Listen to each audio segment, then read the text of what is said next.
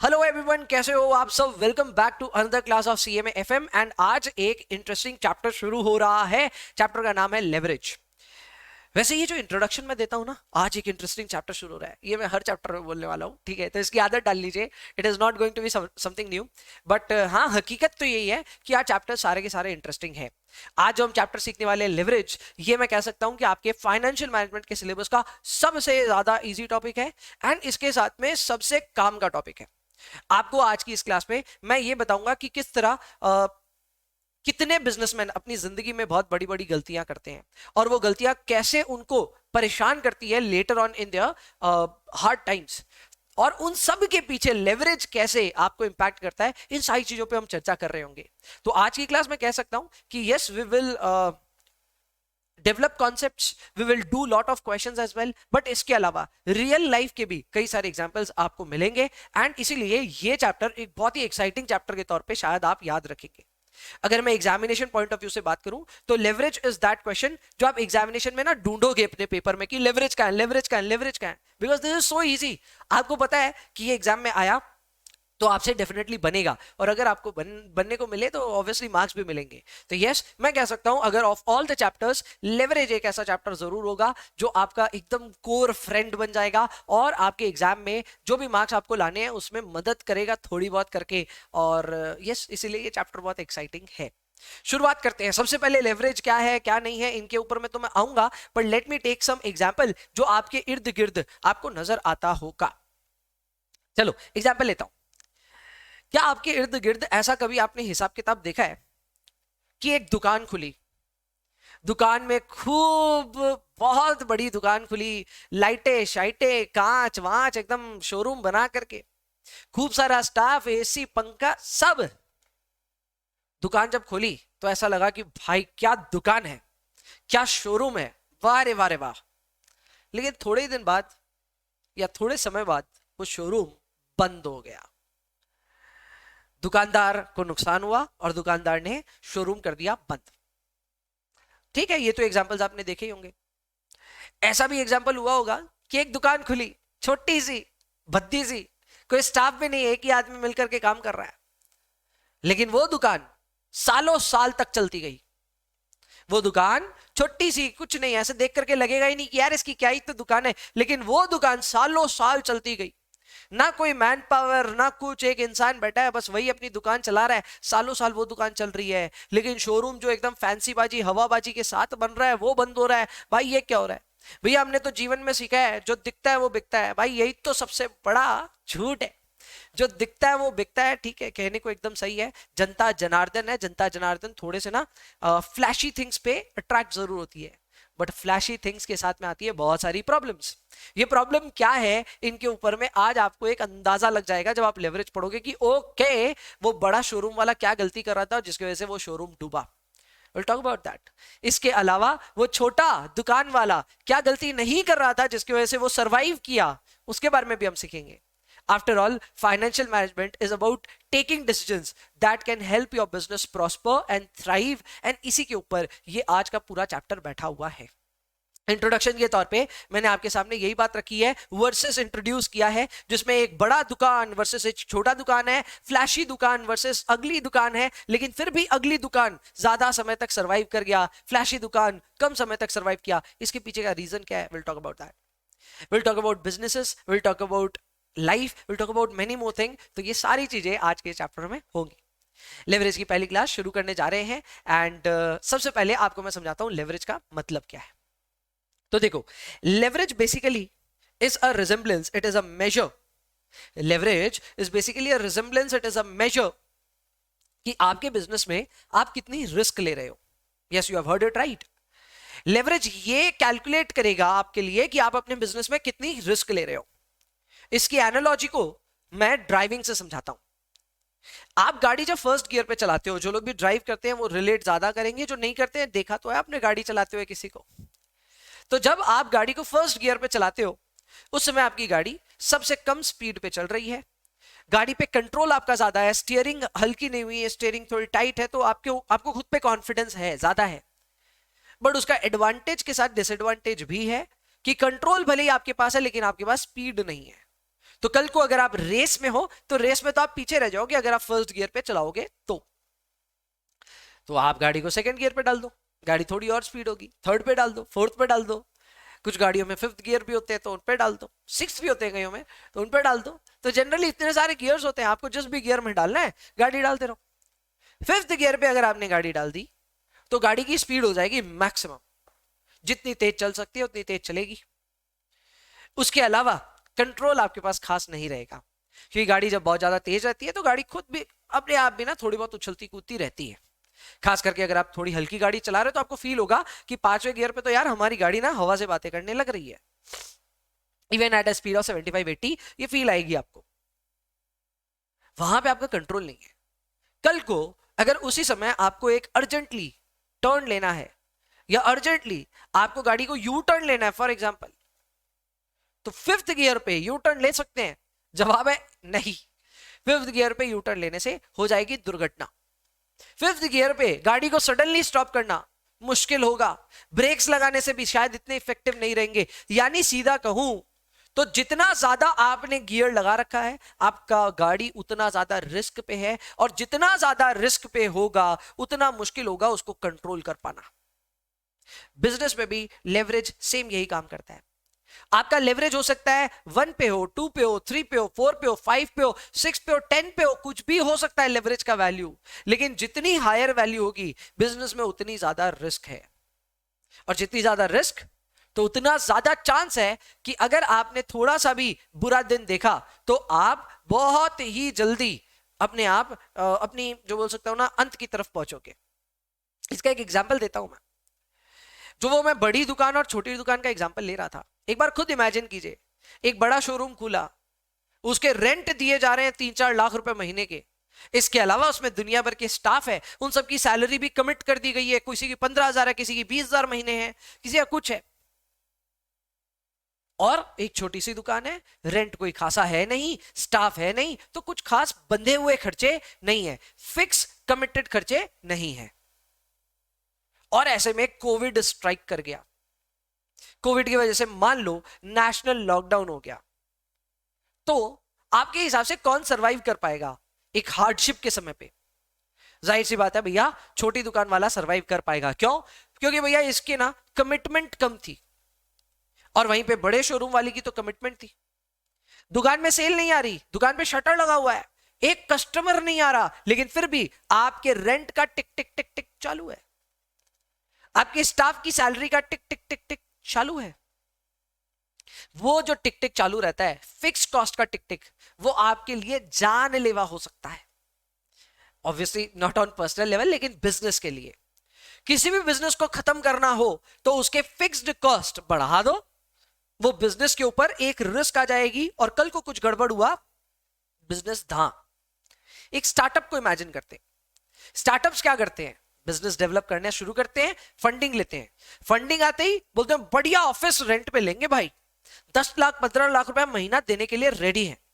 बड़ी बड़ी ऑफिसेस लेके, दुनिया भर के स्टाफ को लेकर के अपने बिजनेस को थोड़ा सा फ्लैशी दिखाने का चेष्टा करते हैं, और कल को कुछ भी गड़बड़ हो जाए, कुछ भी, it could be a product failure, it could be something else, हो सकता है इकोनॉमिक सिचुएशन बदल जाए, तो उनके ऊपर यही सारे फिक्स कॉस्ट आ करके प्रहार करते हैं और उनके बिजनेस को शट डाउन करने के लिए मजबूर कर सकते हैं।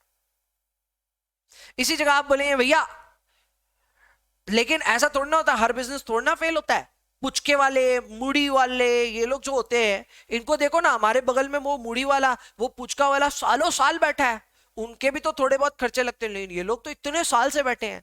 तो मैं बता दूं उनके बिजनेस मॉडल में क्या खास है पता है? उनके बिजनेस मॉडल में ये खास है कि उनके बिजनेस में ज्यादातर खर्चे फिक्स नहीं है, वेरिएबल है। यानी कि भैया, यानी कि उनके बिजनेस में खर्चे जो है वो सेल पे डिपेंडेंट होते हैं। अगर सेल होगी तो खर्चा होगा, नहीं तो नहीं होगा। इमेजिन कर लीजिए, एक पुचके वाले को इमेजिन कीजिए, पुचका वाला पुचका बनाता है, तो यार पुचका बिकता है तभी तो वो बनाता है। चलो मान लो मंडे को बनाया उसने, पुचके नहीं बिके, तो ट्यूसडे को अपने आप ही खर्चा कम करेगा, वो कम पुचके बनाएगा कि चल आज कम बना के लेके जाते हैं।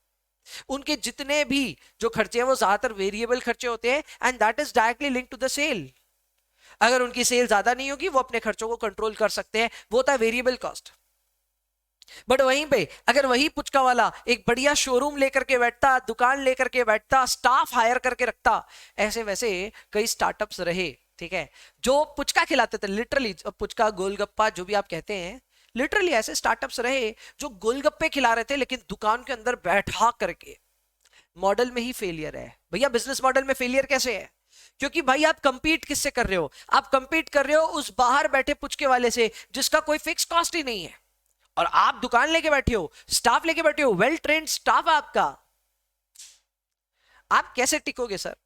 मार्केट में टिकना मुश्किल हो जाएगा, क्योंकि कल को कोई भी आफत आई, सडनली समझ लीजिए एग्जाम्पल के तौर पे अचानक से आपके शहर में डायरिया फैलने लगा। डायरिया फैलेगा तो लोग पुचका तो नहीं खाएंगे, पुचका नहीं खाएंगे तो वो सड़क पे बैठा जो पुचका वाला है वो इतना कंसर्न नहीं है, क्योंकि उसको कोई फिक्स कॉस्ट नहीं देना है। पर जो दुकान के अंदर बैठा है उनकी तो हाय तौबा मच जाएगी, रेंट कैसे चुकाएं, ये जो बैठा है स्टाफ उसको कैसे पैसे दे, और उनके बिजनेस पे अचानक से एक बहुत बड़ा संकट आ जाएगा। ये संकट को कैसे पहचाने? इसको पहचानने के लिए एक काम कीजिए, और वो है लेवरेज कैलकुलेट कीजिए। आपके बिजनेस में आप कितनी लेवरेज ले रहे हो, जरा इसको एक बार कैलकुलेट कर लो। अगर आपने लेवरेज कैलकुलेट किया और कल को लेवरेज का आंकड़ा बढ़कर के आया तो थोड़ा संभल जाओ, थोड़ा रुक जाओ, बिजनेस को थोड़ा सा स्लो कर लो, क्योंकि अगर टिकना है तो भैया आपको लेवरेज को कंट्रोल करना पड़ेगा। सो लेवरेज है क्या इन नटसेल? लेवरेज एक ऐसा पैरामीटर है जो आपको यह बताता है कि आप अपने बिजनेस में कितनी रिस्क ले रहे हैं। बाइक में भी ये सेम होता है, शुभम बोल रहे हैं, हाँ जी, जो गाड़ी में होता है वही बाइक में होता है। अच्छा, और एग्जांपल्स ले रहा हूं, और अब जो एग्जांपल ले रहा हूं ये आपने अपने इर्द गिर्द फेस किया होगा।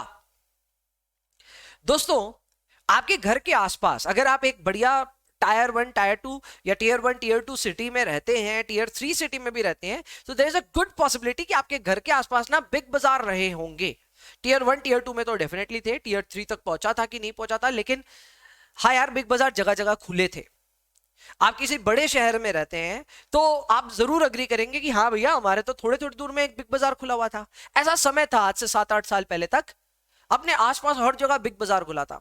बिग बाजार by the way Kishore Biyani जी का फ्यूचर ग्रुप का एक इनिशिएटिव था, which was really very popular, बहुत पॉपुलर था। लेकिन उन्होंने अपने बिजनेस में 2-3 रिस्क ली थी। अब मैं ये नहीं कहता कि सोच समझ के नहीं लिया होगा, लिया होगा, लेकिन समय सही नहीं रहा, सब गड़बड़ हो गया। कहां गए वो बिग बाजार?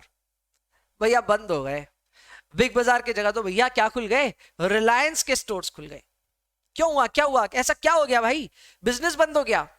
एक ऐसा रिटेल स्टोर चेन जो कि जगह जगह इंडिया भर में पहुंचना चाहता था, उसके साथ ऐसा क्या हो गया कि बंदी हो गए?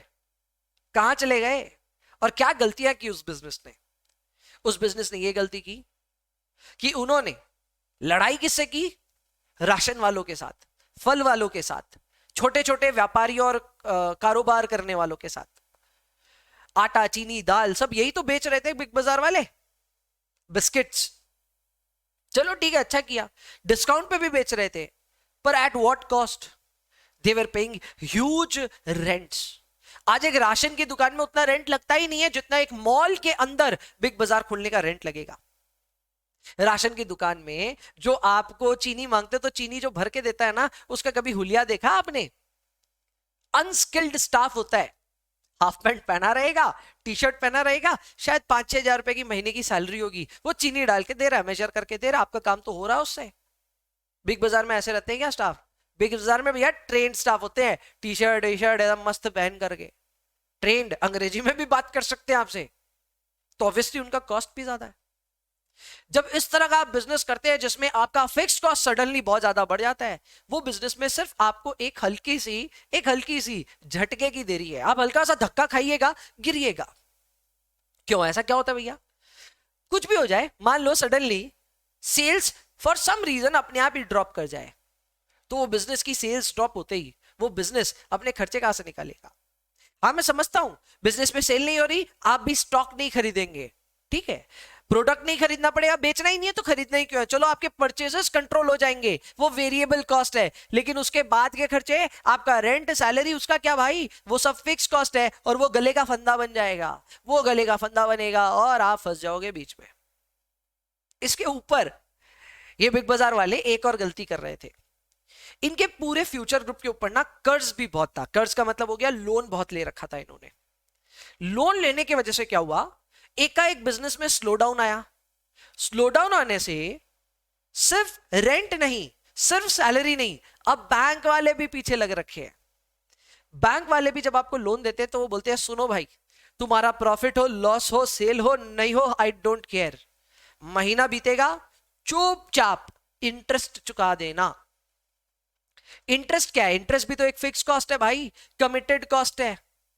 तो ये इंटरेस्ट भी आपके गले का फंदा बन जाएगा अगर आपने लोन पे कोई पैसा उठा रखा है तो।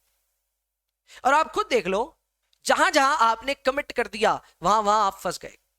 अब बच्चे इसको पता नहीं क्यों रिलेशनशिप पे जोड़ लेंगे अपने उसकी बात नहीं कर रहा हूं मैं, लेकिन मैं बात कर रहा हूं अबाउट योर बिजनेसेस। आप कभी भी अपने लाइफ में बिजनेस करेंगे और अगर आप अपने बिजनेस में बहुत ज्यादा फिक्स कॉस्ट इनकर करते हैं तो आपका बिजनेस एक हमेशा रिस्क पे रहेगा और आप अपने बिजनेस में हो सकता है एक बुरे वक्त को देखें, जल्द ही देखें। भैया आप तो बड़े नेगेटिव नेगेटिव बात कर रहे हो, थोड़ा पॉजिटिव बात भी कर लो। तो देखो पॉजिटिव बात भी है इसमें।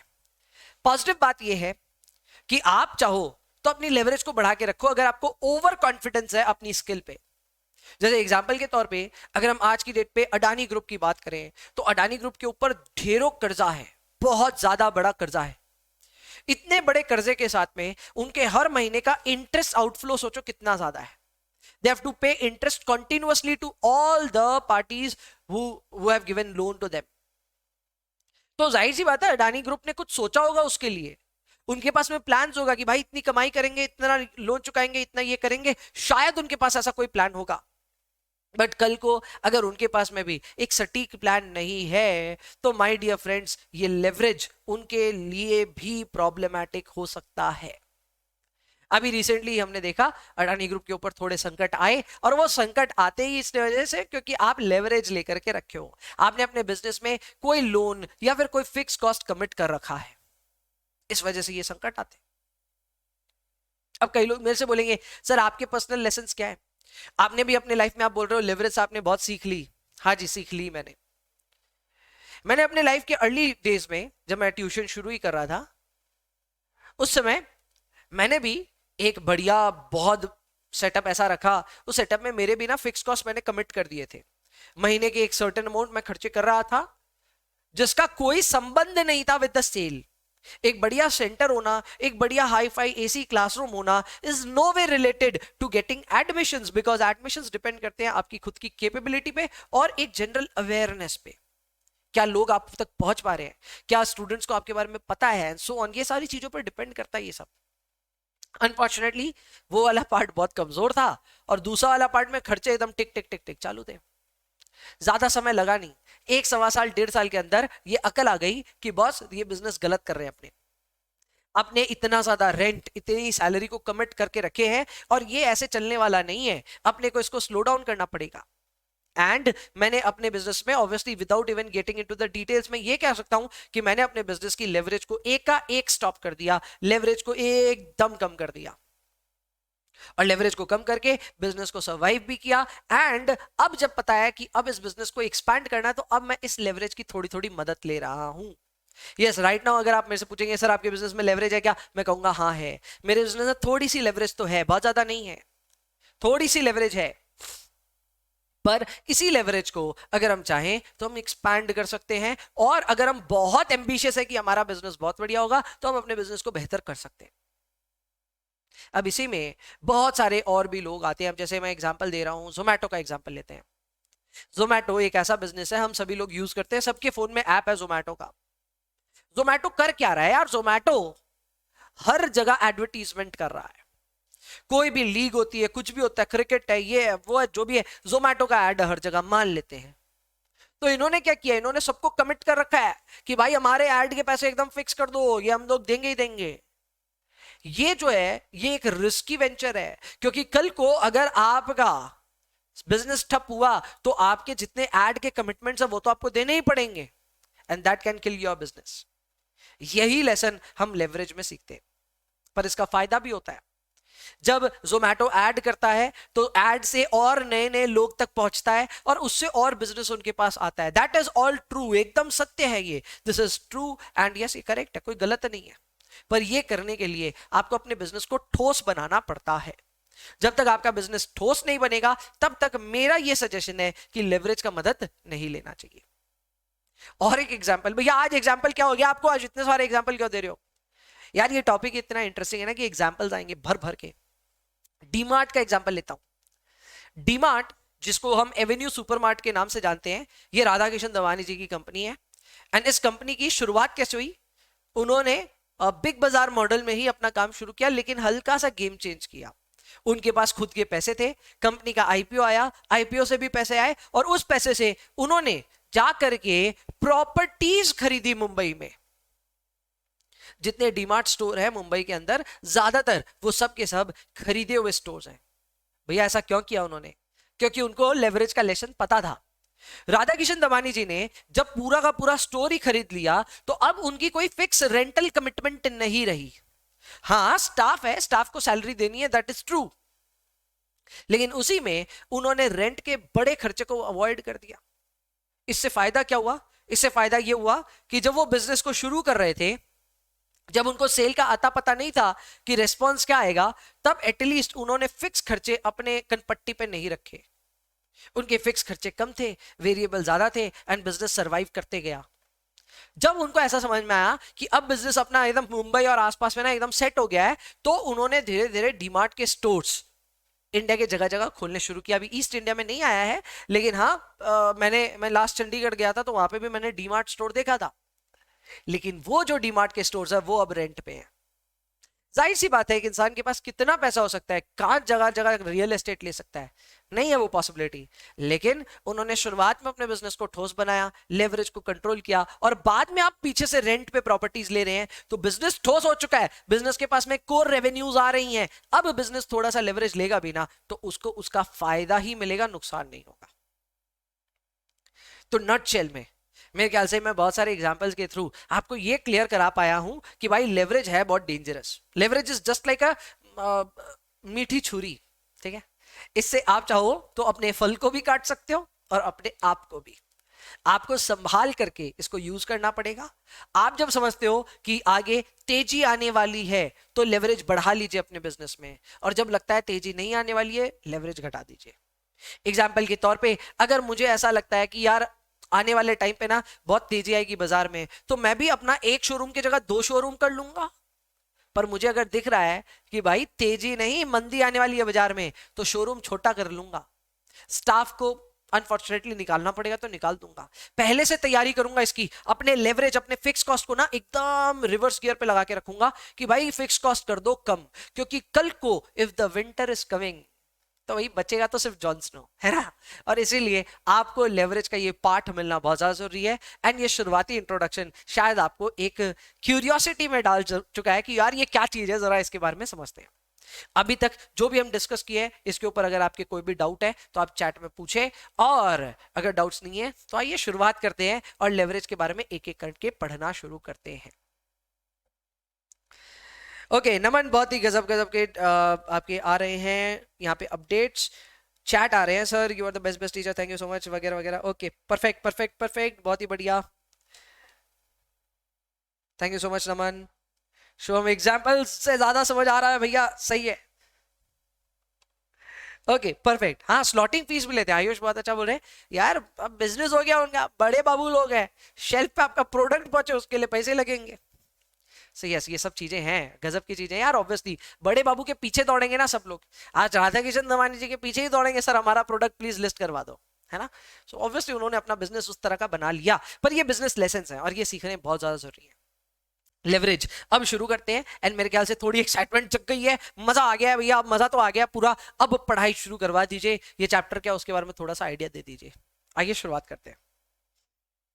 तो देखो सबसे पहले लेवरेज पढ़े उससे पहले मैं आपको बता देता हूं कि किसी भी बिजनेस में आप जब बिजनेस करोगे, देखो रिस्क तो आप लोगे। भैया बिना रिस्क के बिजनेस करना है? नहीं नहीं नहीं, बिना रिस्क के सर्विस होती है, जाओ करो।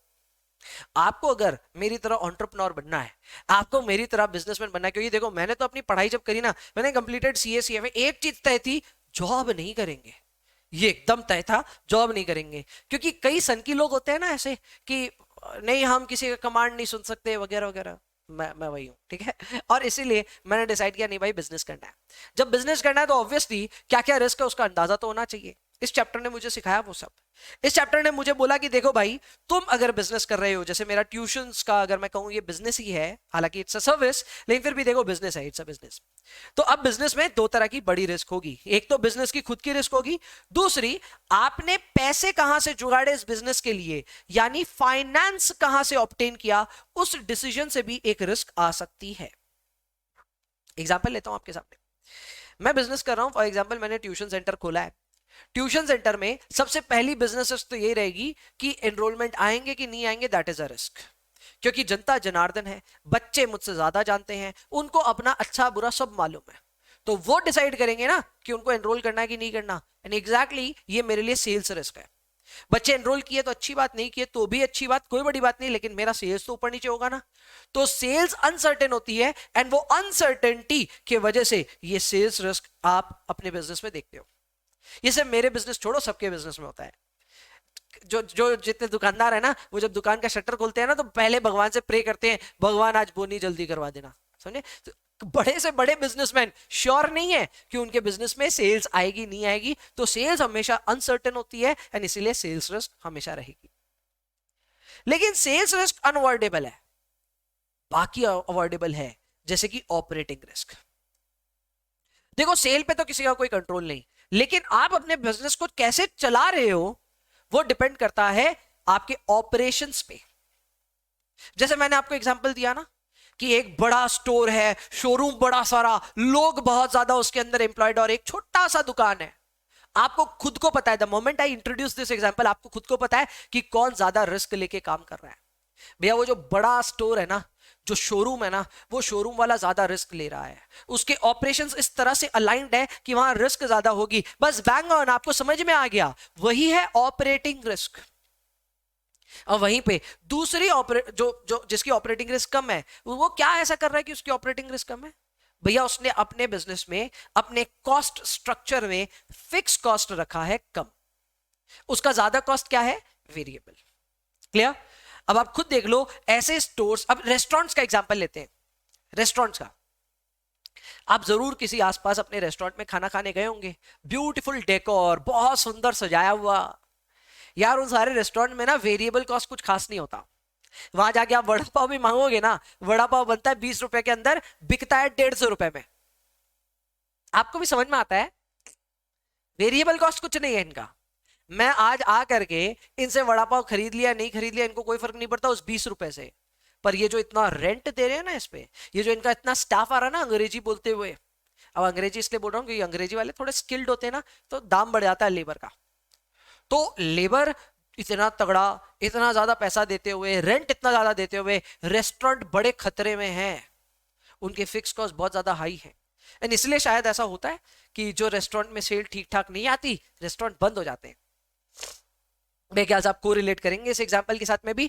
तो ऑपरेटिंग रिस्क क्या होती है, सीधा सीधा कहूं तो ऑपरेटिंग रिस्क होती है अनसर्टेनिटी कि आपके बिजनेस में प्रॉफिट होगा कि नहीं। और ये होता किस वजह से है, क्योंकि आपने अपने बिजनेस में ले रखा है fixed operating cost.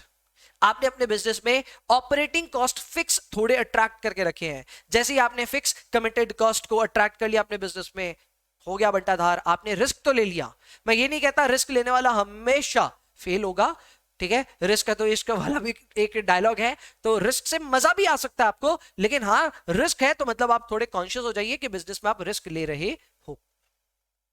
Next up is financial risk.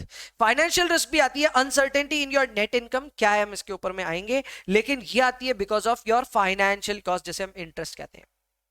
आप अपने बिजनेस में अगर लोन ले लेते हैं तो लोन लेने के साथ साथ आपकी इंटरेस्ट लायबिलिटी आ जाती है। अगर आपको इंटरेस्ट चुकाना पड़ जाए, धंधा नहीं है लेकिन इंटरेस्ट देना पड़ रहा है, तो इससे बड़ी रिस्क क्या होगी, इसे हम कहते हैं फाइनेंशियल रिस्क। यानी बिजनेस में नट शेल में बात करूं तो तीन बड़ी रिस्क होती है। Number 1 sales risk. Sales risk को कोई भी हेज नहीं कर पाया, यानी रिस्क को कम कर पाना आपके बस की बात नहीं, मेरे बस की बात नहीं। कस्टमर्स हैं, कस्टमर्स डिसाइड करेंगे सेल्स रिस्क कम होगी ज्यादा होगी जो भी होगी। लेकिन ऑपरेटिंग रिस्क और फाइनेंशियल रिस्क हम पे डिपेंड करता है। अगर हम अपने बिजनेस में फिक्स कॉस्ट कम रखते, पुचका वाला बन जाते जहां पे वेरिएबल कॉस्ट आधा फिक्स कॉस्ट कम है, तो हम ऑपरेटिंग रिस्क कम लेते। वैसे ही अगर हम अपने बिजनेस में सारा पैसा घर का लगा दिए, पापा भैया दीदी जब मांग करके अपना पैसा बिजनेस में इन्वेस्ट किए, वहां तक सब ठीक है।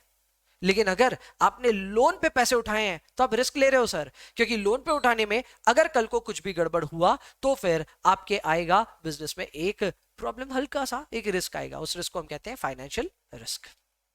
क्लियर?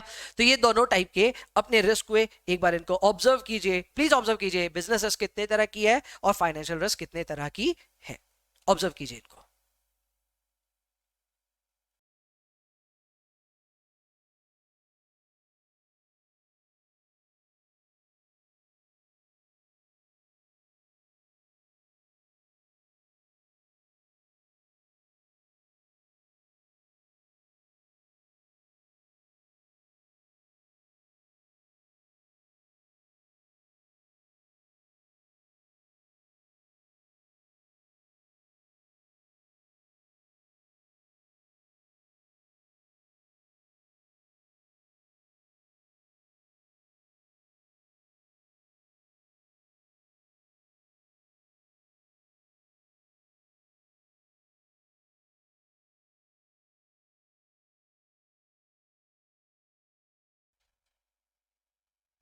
ओके तो अभी अभी मेरी टेक्निकल टीम ने मुझे बीच में इंटरप्ट किया और कहा कि सर आज बफर बहुत ज़्यादा हो रहा है, and they have also found out the reason for that. आज इंटरनेट थोड़ा सा प्रॉब्लमैटिक है, so for those who are watching this lecture live, थोड़ा सा बीच में बफर हो रहा होगा, थोड़ी तकलीफ हो रही होगी, please bear with that.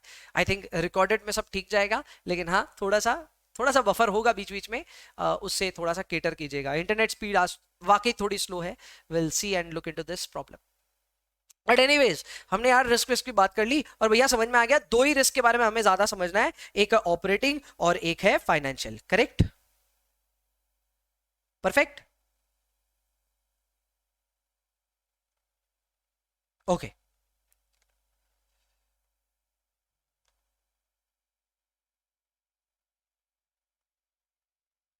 Perfect.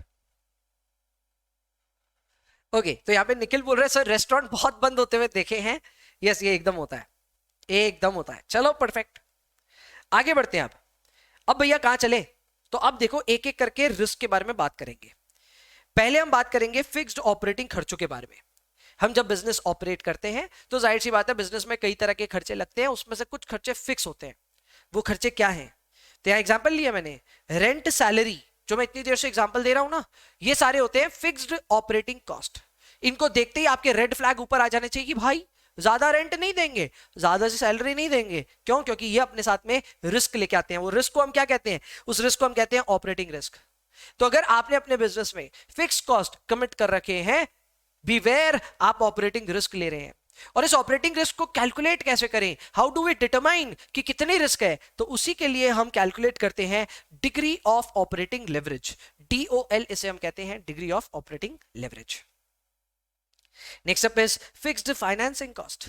Fixed financing cost के बारे में अगर मैं बात करूं तो ये होता है because of taking loan in your business. तो अगर आप कभी भी अपने बिजनेस में डेट लेते हैं तो डेट लेने के साथ साथ आप अपने बिजनेस में फाइनेंशियल रिस्क अट्रैक्ट कर लेते हैं। इस फाइनेंशियल रिस्क को हम कैलकुलेट करते हैं through degree of financial leverage, through degree of financial leverage. बोलो बात समझ में आ रही? ठीक है भैया, आप समझ में आ गया। आप जितना अभी तक समझाए अब सब एकदम भैया दिमाग में क्लियर हो गया है कि बिजनेस में अगर कोई भी फिक्स कॉस्ट की बात आ गई तो आप अपने बिजनेस में रिस्क लेने वाले हो। चलो इसका मैं एक बहुत बढ़िया तोड़ अभी से बता देता हूं। सपोज करो आपको ना अपने ऑफिस में एक सेल्स पर्सन को रखना है। किसको रखना है? सेल्स पर्सन को। आपके पास दो ऑप्शन है, 20,000 रुपया महीना देने का या फिर 10,000 रुपया महीना देने का प्लस 5% कमीशन देने का ऑन सेल्स। दो ऑप्शन दिख रहे हैं आपको।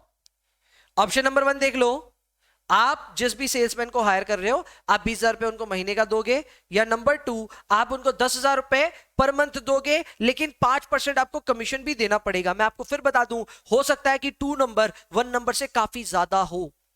वन नंबर से काफी ज्यादा बड़ा अमाउंट हो सकता है, आपको ज्यादा पैसे देने पड़ सकते हैं अपने स्टाफ को। तो अब आप डिसाइड करो आपको इनमें से कौन से ऑप्शन में जाना है, वन में जाओगे कि टू में। मुझे ये बताओ, अगर आपको रिस्क कम करनी है तो आप कहां जाओगे? और जरा समझदारी भी चेक कर लेता हूं आपकी। आपको अगर अपने बिजनेस में रिस्क कम करना है तो आप कहां जाओगे? ओके, आयुष को पहले से पता था मैं क्या क्वेश्चन पूछने वाला हूं, उन्होंने झट से जवाब दिया, भैया it will be 10,000 rupees plus 5%। 10,000 rupees plus 5%, एकदम सही। क्योंकि वो क्यों सही है, उसके वजह से जो बड़ा रीजन है वो ये है कि भैया दूसरे वाले में एक बहुत अच्छी बात ये है कि सेल नहीं होगी तो कमीशन नहीं मिलेगा। तो हमने अपने बिजनेस में पहले ऑप्शन में ना पूरा का पूरा फिक्स कॉस्ट अट्रैक्ट कर लिया, लेकिन दूसरे वाले ऑप्शन में हमने थोड़ा फिक्स कॉस्ट अट्रैक्ट किया, थोड़ा वेरिएबल भी कर लिया। अब इसी के वजह से आपके बिजनेस में जो ओवरऑल ऑपरेटिंग रिस्क है ना वो हो जाती है कम। एंड बिलीव मी, आप आगे जाकर के एंटरप्रेन्योर्स बनोगे, आप अपने बिजनेस में नया नया बिजनेस करोगे, बिजनेस सेटअप हो रहा होगा। क्योंकि हर बार जब बिजनेस सेटअप होता है ना, शुरुआत के 5-6 साल बिजनेस बड़ा नाजुक रहता है, फ्रेजाइल होता है, कुछ भी गड़बड़ हुआ बिजनेस खत्म हो सकता है। उस समय आप अपने साथ जब भी किसी को जोड़े, हमेशा इस स्कीम में जोड़े। इस स्कीम में जोड़ने से सबसे बड़ा लाभ यह है कि आपके गले का फंदा कोई नहीं बनता जल्दी से, एंड आप अपने बिजनेस को ज्यादा लंबे समय तक सर्वाइव कर सकते हैं। क्लियर? परफेक्ट। बच्चे बड़े होशियार हैं और बोल रहे हैं सर एकदम सही है। यश वैसे सेल्स की बात कर रहे हैं, सर सेल्स तो बताओ कितना है। नहीं, सेल्स छोड़ो, साइड में रखो। सेल्स जो होगा देख लेंगे यार, 5% कमीशन दे देंगे, कोई बात नहीं है। कम से कम कमिटमेंट तो नहीं होगी ना अपने सर पे, and that is going to reduce your operating risk. Clear? Perfect. चलो चलो, ये तो अपने को समझ में आ गया भैया, lessons have been well taught, हमें समझ में आ गया। लेकिन अब बताओ कि ये चैप्टर में होता क्या है। तो देखो, इस चैप्टर में एक खास बात ये होती है कि इस चैप्टर में बिना इनकम स्टेटमेंट बनाए आप कोई भी सवाल बना ही नहीं सकते। यस, मैं एकदम मतलब होशो आवाज में ये बात बोल रहा हूं। इस चैप्टर के अगर आपको सवाल बनाने हैं तो इनकम स्टेटमेंट तो बनेगा ही बनेगा। भैया इनकम स्टेटमेंट होता क्या है ये तो बोलो। ये होता है पीएल अकाउंट। जिस तरह हम अकाउंट्स में पीएल अकाउंट बनाते हैं, उसी तरह यहां पे भी जो पीएल अकाउंट बनता है उसे हम कहते हैं इनकम स्टेटमेंट। ये इनकम स्टेटमेंट आपको बताता है कि किस तरह सेल्स से आप ईपीएस तक पहुंचते हो। इसका पूरा प्रोसेस आपको इनकम स्टेटमेंट में दिखता है। ये एक स्टेटमेंट है जो कि आपको ये सब दिखाता है, और हमें ये सीखना है। याद रखिए, इनकम स्टेटमेंट नहीं सीखा तो सवाल नहीं बनेंगे, ठीक है ना? तो ये चीज को थोड़ा सा गहरी सांस भर करके सुनिएगा। इनकम स्टेटमेंट में सबसे पहले जो शुरुआत होती है ना, वो होती है सेल्स के साथ। सो हमारी शुरुआत होती है सेल्स के साथ। सेल्स में हम माइनस करते हैं सबसे पहले बिजनेस के वेरिएबल कॉस्ट। मैं आपको ऑलरेडी बता चुका हूं, वो खर्चे जो कि सेल्स पे डिपेंडेंट है, कॉस्ट डिपेंडेंट ऑन सेल्स। वो खर्चे जो सेल्स पे डिपेंडेंट है, आप पहले उनको माइनस करते हैं। जैसे ही सेल्स में से वेरिएबल कॉस्ट माइनस करते हैं तो आ जाता है कंट्रीब्यूशन। कंट्रीब्यूशन में से हम माइनस करते हैं फिक्स्ड ऑपरेटिंग कॉस्ट। मैं जो रेंट सैलरी के एग्जांपल्स दे रहा था वो एकदम सही बैठते हैं यहां पे, तो उनको हम यहां से माइनस करेंगे।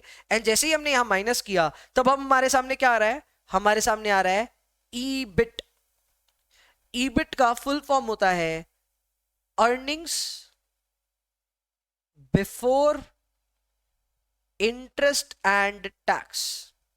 Earnings before interest and tax, इसी को हम प्यार से ऑपरेटिंग प्रॉफिट कहते हैं। आपको कभी भी बोलेगा ना operating profit, operating profit, shark tank भी आजकल हम देखते हैं, बोलता आपका ऑपरेटिंग प्रॉफिट क्या है? They are asking you about your EBIT. EBIT में से फिर हम लोग माइनस करते हैं इंटरेस्ट। जैसे ही इंटरेस्ट माइनस होता है तब जाकर के आ जाता है ईबीटी। ईबीटी का मतलब क्या हो गया? Earnings before tax. Earnings before tax. EBT में से हम माइनस करते हैं टैक्सेस। टैक्सेस माइनस करने के बाद आता है ईएटी। ईएटी को आप पीएटी भी कह सकते हैं, तो आप इसे कहें अर्निंग्स या फिर profit after tax. EAT PAT जो भी है एक ही बात है। इसके बाद में आप इसमें से माइनस करते हैं प्रेफरेंस डिविडेंड। अब मेरी बात पे ध्यान दीजिएगा, ज्यादातर सवालों में प्रेफरेंस डिविडेंड नहीं आता है, पर कल को आ जाए तो मैं उसके हिसाब से इनकम स्टेटमेंट बनवा रहा हूं। पर यह बात तय है, ज्यादातर सवालों में प्रेफरेंस डिविडेंड नहीं आएगा। ये माइनस हुआ, तब आएगा आपके पास पाफेश, PAFESH। ये हो गया profit available for equity share holders, PAFESH. PAFESH के बाद आपको नंबर ऑफ इक्विटी शेयर्स पता करने हैं, और जैसे ही नंबर ऑफ इक्विटी शेयर्स पता हो जाए, आप पाफेश को नंबर ऑफ इक्विटी शेयर्स से डिवाइड कर दें, and you will get EPS, which will be PAFESH divided by number of equity shares. और अंत में आपके पास आ जाएगा EPS, यानी अर्निंग्स पर शेयर। फुल स्क्रीन ये रहा आपके लिए, आराम से कॉपी करें। यह है आपके लिए आपका इनकम स्टेटमेंट।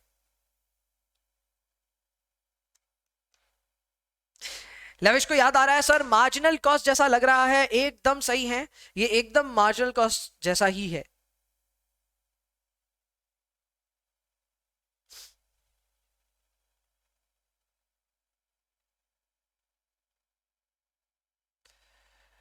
परफेक्ट है बच्चा।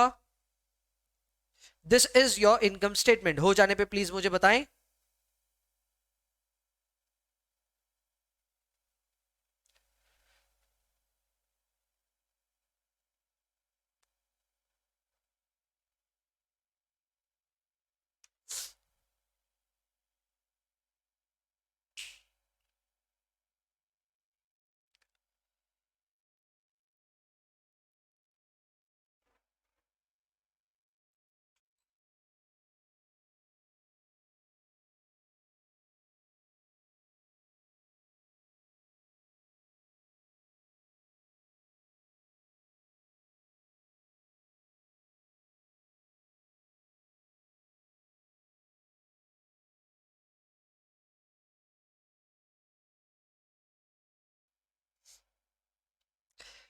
हाँ जी, डन। ओके, बच्चे बोल रहे हैं सर डन है यहाँ पे।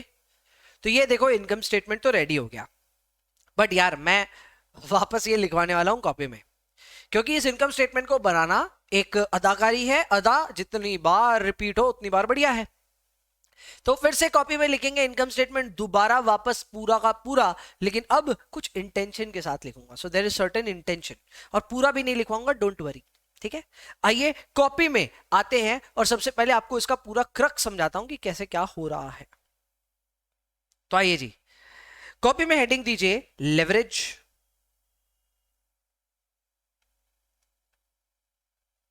कॉपी में हेडिंग दीजिए प्लीज लेवरेज,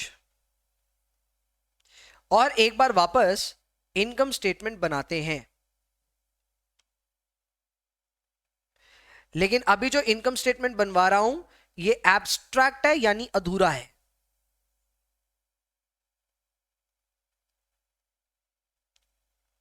सबसे पहले सेल्स, सेल्स में से क्या लेस? Variable cost. इसके बाद क्या आएगा? कंट्रीब्यूशन। इसमें से क्या लेस? Fixed operating cost. आप चाहें तो फिक्स्ड ऑपरेटिंग कॉस्ट को सिर्फ फिक्स्ड कॉस्ट भी कह सकते हैं। अब क्या आया? EBIT। EBIT में से क्या लेस? इंटरेस्ट। करेक्ट। और फिर क्या आया? PBT। PBT के कुछ दूर जाकर के लास्ट में क्या आ जाता है? EPS। ठीक है, अभी सबसे पहले हम बात करते हैं कि किसी भी बिजनेस में ऑपरेटिंग रिस्क आता किस वजह से है। अभी मैं ऑलरेडी इसके ऊपर बात किया हूं, तो आप मुझे ये बताइए, अगर मेरे बिजनेस में ऑपरेटिंग रिस्क आएगा तो आएगा किस वजह से? What is the cause of this? क्यों किसी भी बिजनेस में ऑपरेटिंग रिस्क आता है, मुझे ये बताइए।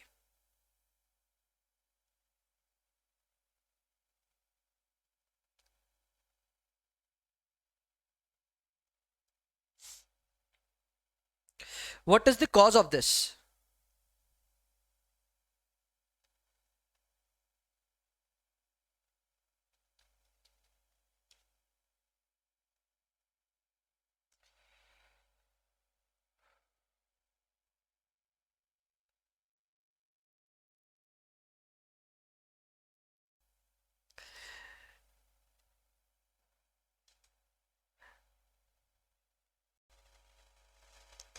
हाँ जी, एक छोटे से टेक्निकल ग्लिच के बाद में अब वापस शुरू कर पा रहे हैं, अपने क्लास को रिज्यूम कर रहा हूँ मैं यहाँ से।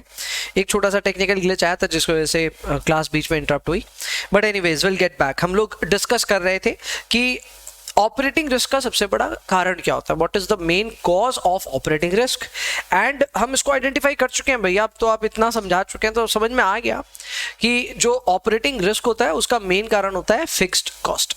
हम अपने बिजनेस में जो फिक्स खर्चे कमिट कर लेते हैं, इसी की वजह से हमारा ऑपरेटिंग रिस्क रहता है बिजनेस में। तो एकदम से कसूरवार जो भी है ना, उसको हमको यहाँ पे मेंशन करना पड़ेगा, और भाई जो कसूरवार है वो है फिक्स्ड ऑपरेटिंग कॉस्ट। सो फिक्स्ड ऑपरेटिंग कॉस्ट की वजह से ऑपरेटिंग रिस्क हमारे बिजनेस में आ रही है। क्या ये आप एक्नॉलेज करने के लिए रेडी हैं? फिर से समझिएगा, हमारे बिजनेस में जो भी ऑपरेटिंग रिस्क आ रही है, वो ऑपरेटिंग रिस्क किस वजह से आ रही है? वो आ रही है because of fixed operating cost. हाँ भैया, ये बात समझ में आती है। दूसरा मेरा क्वेश्चन ये है कि जिस तरह हमने फाइनेंस ऑपरेटिंग कॉस्ट या ऑपरेटिंग रिस्क के बारे में पढ़ा, उसी तरह फाइनेंशियल रिस्क के बारे में भी हमने पढ़ा है। फाइनेंशियल रिस्क किस वजह से आती है, ये भी हमें डिस्कस करना चाहिए।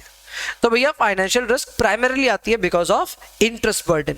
तो किसी भी बिजनेस में जब आप इंटरेस्ट यानी लोन पे काम करते हो, तो फिर आपके बिजनेस में एक फाइनेंशियल रिस्क भी आ जाती है। तो ये दो चीजों के बारे में हम लोग ऑलरेडी समझ चुके हैं, क्योंकि ऑपरेटिंग रिस्क और फाइनेंशियल रिस्क के पीछे का मेन कसूर किसका है। अब जिसका कसूर है उसको याद अच्छे से रखना है, और क्यों याद रखना है वो मैं आपके सामने रखूंगा। अब समझिएगा मेरी बात। होता क्या है कि अगर आपका कंट्रीब्यूशन मान लो, अगर मान लेते हैं आपका कंट्रीब्यूशन है 10,000 रुपीज, और आपका फिक्स कॉस्ट का एलिमेंट बड़ा है, इट इज 4,000 रुपीज, तो आप जरा ये देखिए कि सडनली ईबीआईटी जो है वो गिर करके सीधा ही 6,000 होता है। अगर यही फिक्स कॉस्ट नहीं होता तो कंट्रीब्यूशन और ईबीआईटी में कोई फर्क नहीं होता, लेकिन क्योंकि आपका एक फिक्स कॉस्ट है बिजनेस में, तो आप देख सकते हैं कि आपका कंट्रीब्यूशन के मुकाबले आपका ईबीआईटी सडन ड्रॉप होता है। करेक्ट? ये सडन ड्रॉप को ही हमको नोटिस करना है कि ये क्या है, और इसको जब नोटिस करेंगे तो हमारा फॉर्मूला निकल के आएगा इसमें से। जब हम DOL कैलकुलेट करें तो याद रखिए, हम फिक्स कॉस्ट की वजह से जो आ रही है बिजनेस में उछाल और गिरावट, यानी जो सेंसिटिविटी हमारे बिजनेस में आ रही है बिकॉज ऑफ फिक्स कॉस्ट, उसको हम ढूंढना चाह रहे हैं। और उसको ढूंढने का एक सिंपल फॉर्मूला ये है कि आप फिक्स कॉस्ट के ऊपर जो भी आइटम है यानी कंट्रीब्यूशन, उसको फॉर्मूले में रखो न्यूमरेटर में, और डिनोमिनेटर में फिक्स कॉस्ट के नीचे जो आइटम है उसको डिनोमिनेटर में रखो। यानी ये फॉर्मूला इस तरह से बन जाता है, contribution by EBIT. Very simple formula, एकदम स्ट्रेट फॉरवर्ड फॉर्मूला है। अगर आपको DOL कैलकुलेट करना है तो आप कंट्रीब्यूशन बाय ईबीआईटी करके देख लो। कई बच्चों के मन में अब ये आएगा कि अच्छा इतना सिंपल फॉर्मूला है, जो दोष है वो दोष के ऊपर वाला आइटम ले लो और नीचे वाला आइटम ले लो, यही आप कह रहे हैं? हाँ जी, मैं यही कह रहा हूं। तो इसके हिसाब से भैया फिर आपका जो फाइनेंशियल रिस्क है यानी DFL, degree of financial leverage, वो कैलकुलेट करने के लिए फॉर्मूला बनेगा ईबीआईटी बाई ईबीटी। कुछ भी बोल रहे हो क्या आप? अरे नहीं, कुछ भी नहीं बोल रहा हूं, सच में यही फॉर्मूला है। तो अगर हम DOL को जैसे मेजर करते हैं तो किसका कसूर? फिक्स कॉस्ट का, तो उसके ऊपर वाला आइटम ऊपर रखेंगे, नीचे वाला आइटम नीचे रखेंगे। वैसे ही हम जब ईबीआईटी में से लेस करते हैं इंटरेस्ट, करेक्ट, मान लो 2,000 रुपए का इंटरेस्ट है, तो आता है ईबीटी, करेक्ट। तो ईबीटी कितना आता है? 4,000। तो यही मैं कह रहा हूं कि अब यहां पे आपका कसूर किसका है? इंटरेस्ट का। तो अगर आप यहां पे DFL कैलकुलेट करने जाएं तो DFL का फॉर्मूला बनेगा EBIT by EBT। Clear? So the first formula is contribution by EBIT. This is the formula for DOL, and the second formula is EBIT by EBT. This is the formula for DFL. फिर से मेरी बात ध्यान रखिएगा, जब हम degree of operating leverage calculate कर रहे हैं, then we are trying to measure operating risk. The cause of operating risk is fixed cost. तो आपको जो पहला सेट ऑफ फॉर्मूला बनाना है वो आसान है. उसके लिए आपको सिर्फ ये देखना है कि फिक्स कॉस्ट के ऊपर कौन होता है, कंट्रीब्यूशन. फिक्स कॉस्ट के नीचे कौन होता है, EBIT. सो इसका फॉर्मूला बन जाएगा कंट्रीब्यूशन बाय EBIT. ये पहला फॉर्मूला है जो आपको याद करने की एक तरकीब मैं बता रहा हूं. इसी तरह DFL कैलकुलेट करना है, तो DFL क्या होता है, DFL होता है measurement of financial risk. Correct? और इसको हम मेजर करते हैं थ्रू इंटरेस्ट. इसको मेजर करते हैं थ्रू इंटरेस्ट. तो इंटरेस्ट की वजह से ये होता है, और इसका जो फॉर्मूला बनकर क्या आएगा वो आएगा EBIT by EBT. So the formula for this will be EBIT by EBT.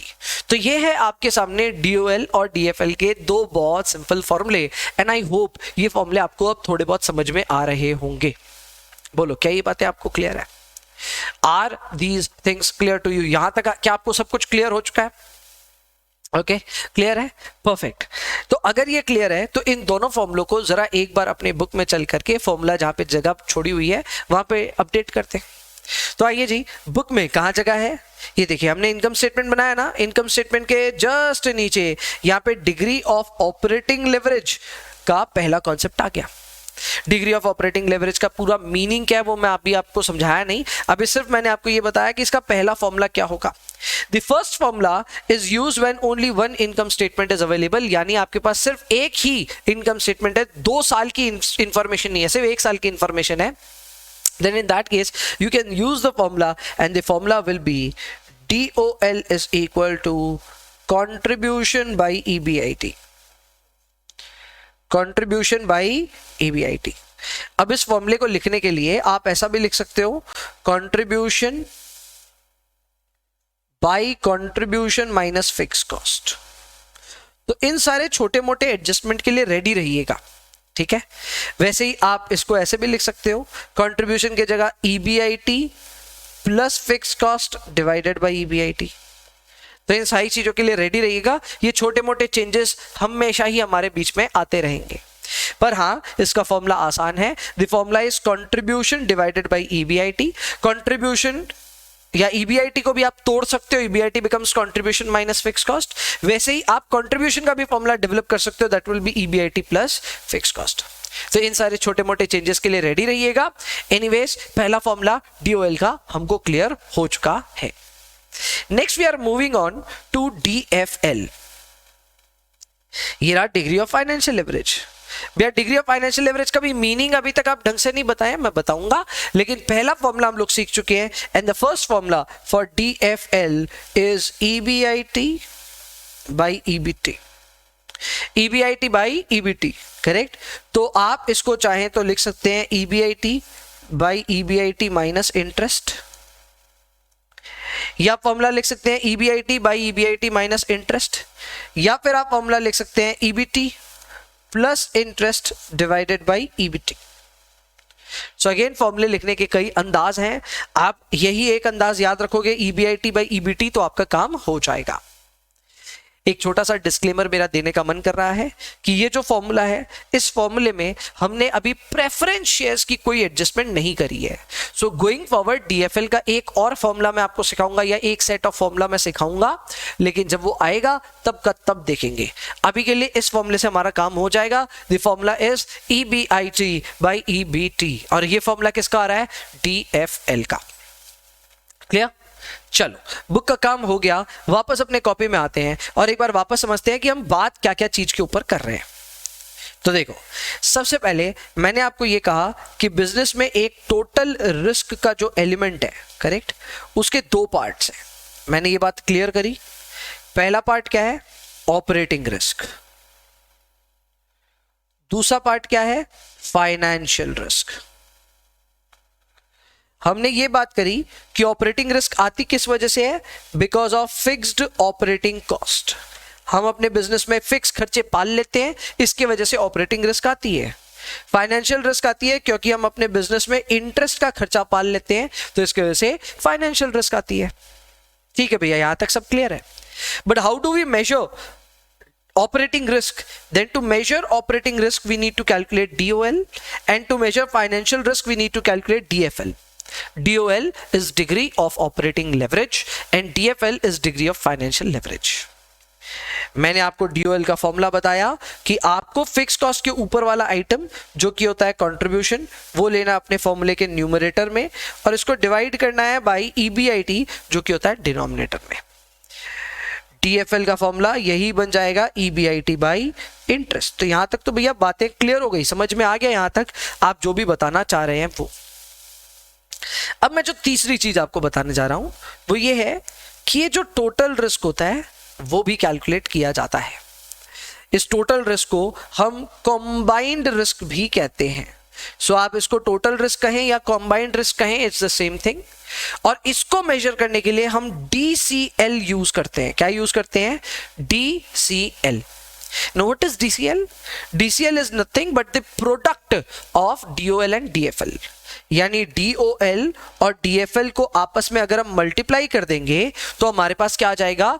DCL। अब इस हिसाब से तो अगर हम DOL और DFL को आपस में मल्टीप्लाई करें तो ये फॉर्मूला होगा contribution by EBIT into EBIT bye interest. तो ऐसे में EBIT will get cancelled out and the formula will become contribution by, ये EBT होगा, करेक्ट? ये भी इंटरेस्ट नहीं होगा, EBT होगा, EBT, and that will become the formula for DCL। यानी DCL क्या होता है? DCL is degree of combined leverage। आप इसे DTL भी कह सकते हैं, DCL बोले या DTL बोले, it's the same thing, and it is the product, it is the multiplication of DOL and DFL। दोनों को जब आपस में मल्टीप्लाई करेंगे तो फॉर्मूला बनेगा कंट्रीब्यूशन बाय EBT का। यानी 3 फॉर्मूले हम अभी तक सीखे हैं। Number 1 contribution by EBIT, number 2 EBIT by EBT, और इन दोनों के प्रोडक्ट से जो फॉर्मूला बना वो है contribution by EBT। This formula is for DOL, this formula is for DFL, and this formula is because of DCL। Clear? Perfect. यही अपने कॉम्बाइंड लेवरेज के फॉर्मूले में भी सीख लेते हैं। ये रहा कॉम्बाइंड लेवरेज और इसका पहला फॉर्मूला यही होगा, लिखिए DCL is equal to DOL into DFL is equal to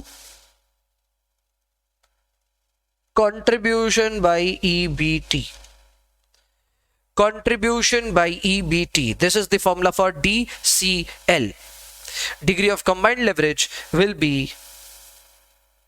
DOL into DFL and ये फॉर्मूला हो जाएगा कंट्रीब्यूशन बाय EBT। क्लियर है यहां तक? डन। ठीक है, अब अपनी थोड़ी जो सोच है उसको थोड़ा सा अब अलग लेवल पे लेके जाते हैं। हम कैलकुलेट करना तो सीख गए, DOL, DFL, DCL क्या होता है भैया सब समझ में आ गया, लेकिन इनके इंप्लीकेशंस क्या हैं अब ये समझना है। भैया क्या होगा अगर हमारे बिजनेस में बहुत ज्यादा बड़ा DOL का फिगर आ गया तो? क्या होगा भैया अगर हमारे बिजनेस में बहुत ज्यादा बड़ा DFL का फिगर आ गया तो? और क्या होगा अगर हमारे बिजनेस में टोटल DCL बहुत बढ़ के आया तो? तो इनका तो रेपरकेशन हमें समझना है। तो आइए इसका रेपरकेशन अच्छे से समझते हैं। पूरी जानकारी पे ध्यान दीजिएगा, बहुत इंपॉर्टेंट है, बहुत क्रूशियल है। देखो आपके बिजनेस में ना 3 बड़े पैरामीटर्स होते हैं। नंबर 1 आपकी टॉप लाइन, टॉप लाइन यानी कि सेल्स। नंबर 2 आपका EBIT यानी आपका ऑपरेटिंग इनकम। अब आप पूछेंगे ऑपरेटिंग इनकम क्या होता है, तो मैं आपको बता दूं, ऑपरेटिंग इनकम आपके बिजनेस का ट्रू ऑपरेशंस का इनकम है। ठीक है, इसमें हम लोग इंटरेस्ट वगैरह की कैलकुलेशन नहीं लेते हैं। दिस इज EBIT, यानी ये ट्रू सेंस में बताता है आपका बिजनेस फाइनेंसिंग डिसीजन के अलावा सिर्फ ऑपरेशंस के बेसिस पे कितना कमाई कर रहा है। तो पहला बड़ा जो हमारे लिए पैरामीटर है वो है सेल्स, दूसरा हमारे लिए बड़ा पैरामीटर है वो है EBIT, और तीसरा आखिर में जो पैरामीटर है वो है EPS। हम इन तीन बिंदुओं पे विशेष करके गौर करते हैं। पहला है सेल्स, दूसरा EBIT और तीसरा है EPS। इसमें समस्या क्या है? समस्या यह है कि ये सारे के सारे वेरिएबल आइटम्स हैं, यानी कि इनमें उतार चढ़ाव आता रहता है। हमें प्रॉब्लम उतार चढ़ाव से भी नहीं है, पर हमें प्रॉब्लम किस चीज से पता है? हमें प्रॉब्लम इस चीज से है कि सेल्स में अगर मान लो 20% का भी चेंज आ जाता है ना, 20% का चेंज आ जाता है, तो EBIT में जरूरी नहीं है परसेंटेज चेंज हमेशा 20% ही आएगा, ऐसा कोई जरूरी नहीं है। इनफैक्ट ज्यादातर सर्कमस्टेंसेस में यह चेंज कुछ ज्यादा ही बड़ा होता है। दिस चेंज इज यूजुअली 40%, 60%, 80%, कुछ भी हो सकता है। अब आप खुद सोच करके देखिए कि ये कितना डेंजरस है। आपकी सेल्स 20% से ऊपर हुई, आपका EBIT 40% से ऊपर आया, बड़ा मजा आ रहा है, बड़ा मजा आ रहा है। अरे नीचे भी तो आ सकता है सेल्स। अगर आपकी सेल 20% से नीचे आई तो आपका ऑपरेटिंग इनकम 20% से नहीं बल्कि 40% से क्रैश होगा। भैया ये तो कुछ ज्यादा ही तेज हो गया। ये तेज इसलिए हुआ क्योंकि आपके बिजनेस में लेवरेज है। आपने शायद ऑपरेशंस में फिक्स कॉस्ट इतने ज्यादा रख रखे हैं कि आपके बिजनेस पे इंपैक्ट आ रहा है। ये बात आपको मुझे प्रूव करनी है, मैं प्रूव भी करूंगा, लेकिन फिलहाल आप ये समझिए कि परसेंटेज चेंज इन सेल और परसेंटेज चेंज इन EBIT जरूरी नहीं है सेम होंगे। आपका सेल 10-12% से चेंज हो सकता है, लेकिन EBIT पे एक बड़ा चेंज आ सकता है। ये तभी आता है जब आप अपनी बिजनेस में बहुत ज्यादा रिस्क लेते हैं, और वो भी कौन से रिस्क? Operating risk. चलो एक बार सेल हटाओ, ऑपरेटिंग इनकम की बात करते हैं। अगर मेरा ऑपरेटिंग इनकम 20% से चेंज होता है तो क्या हमारा EPS भी 20% से चेंज होगा? जवाब है नहीं, एकदम नहीं। अगर आपका EBIT 20% से चेंज होता है तो EPS हो सकता है उससे ज्यादा तेजी से चेंज हो। Again this can be devastating. अगर आपका EBIT 20% से नीचे गिरा, हो सकता है आपका EPS 60% से नीचे गिर जाए। कैसा हो सकता है? हाँ, एकदम पॉसिबल है। और यही चीज को मैं शो करूंगा, लेकिन इसके पीछे का जो रीजन है जान लो, वो होता है फाइनेंशियल रिस्क।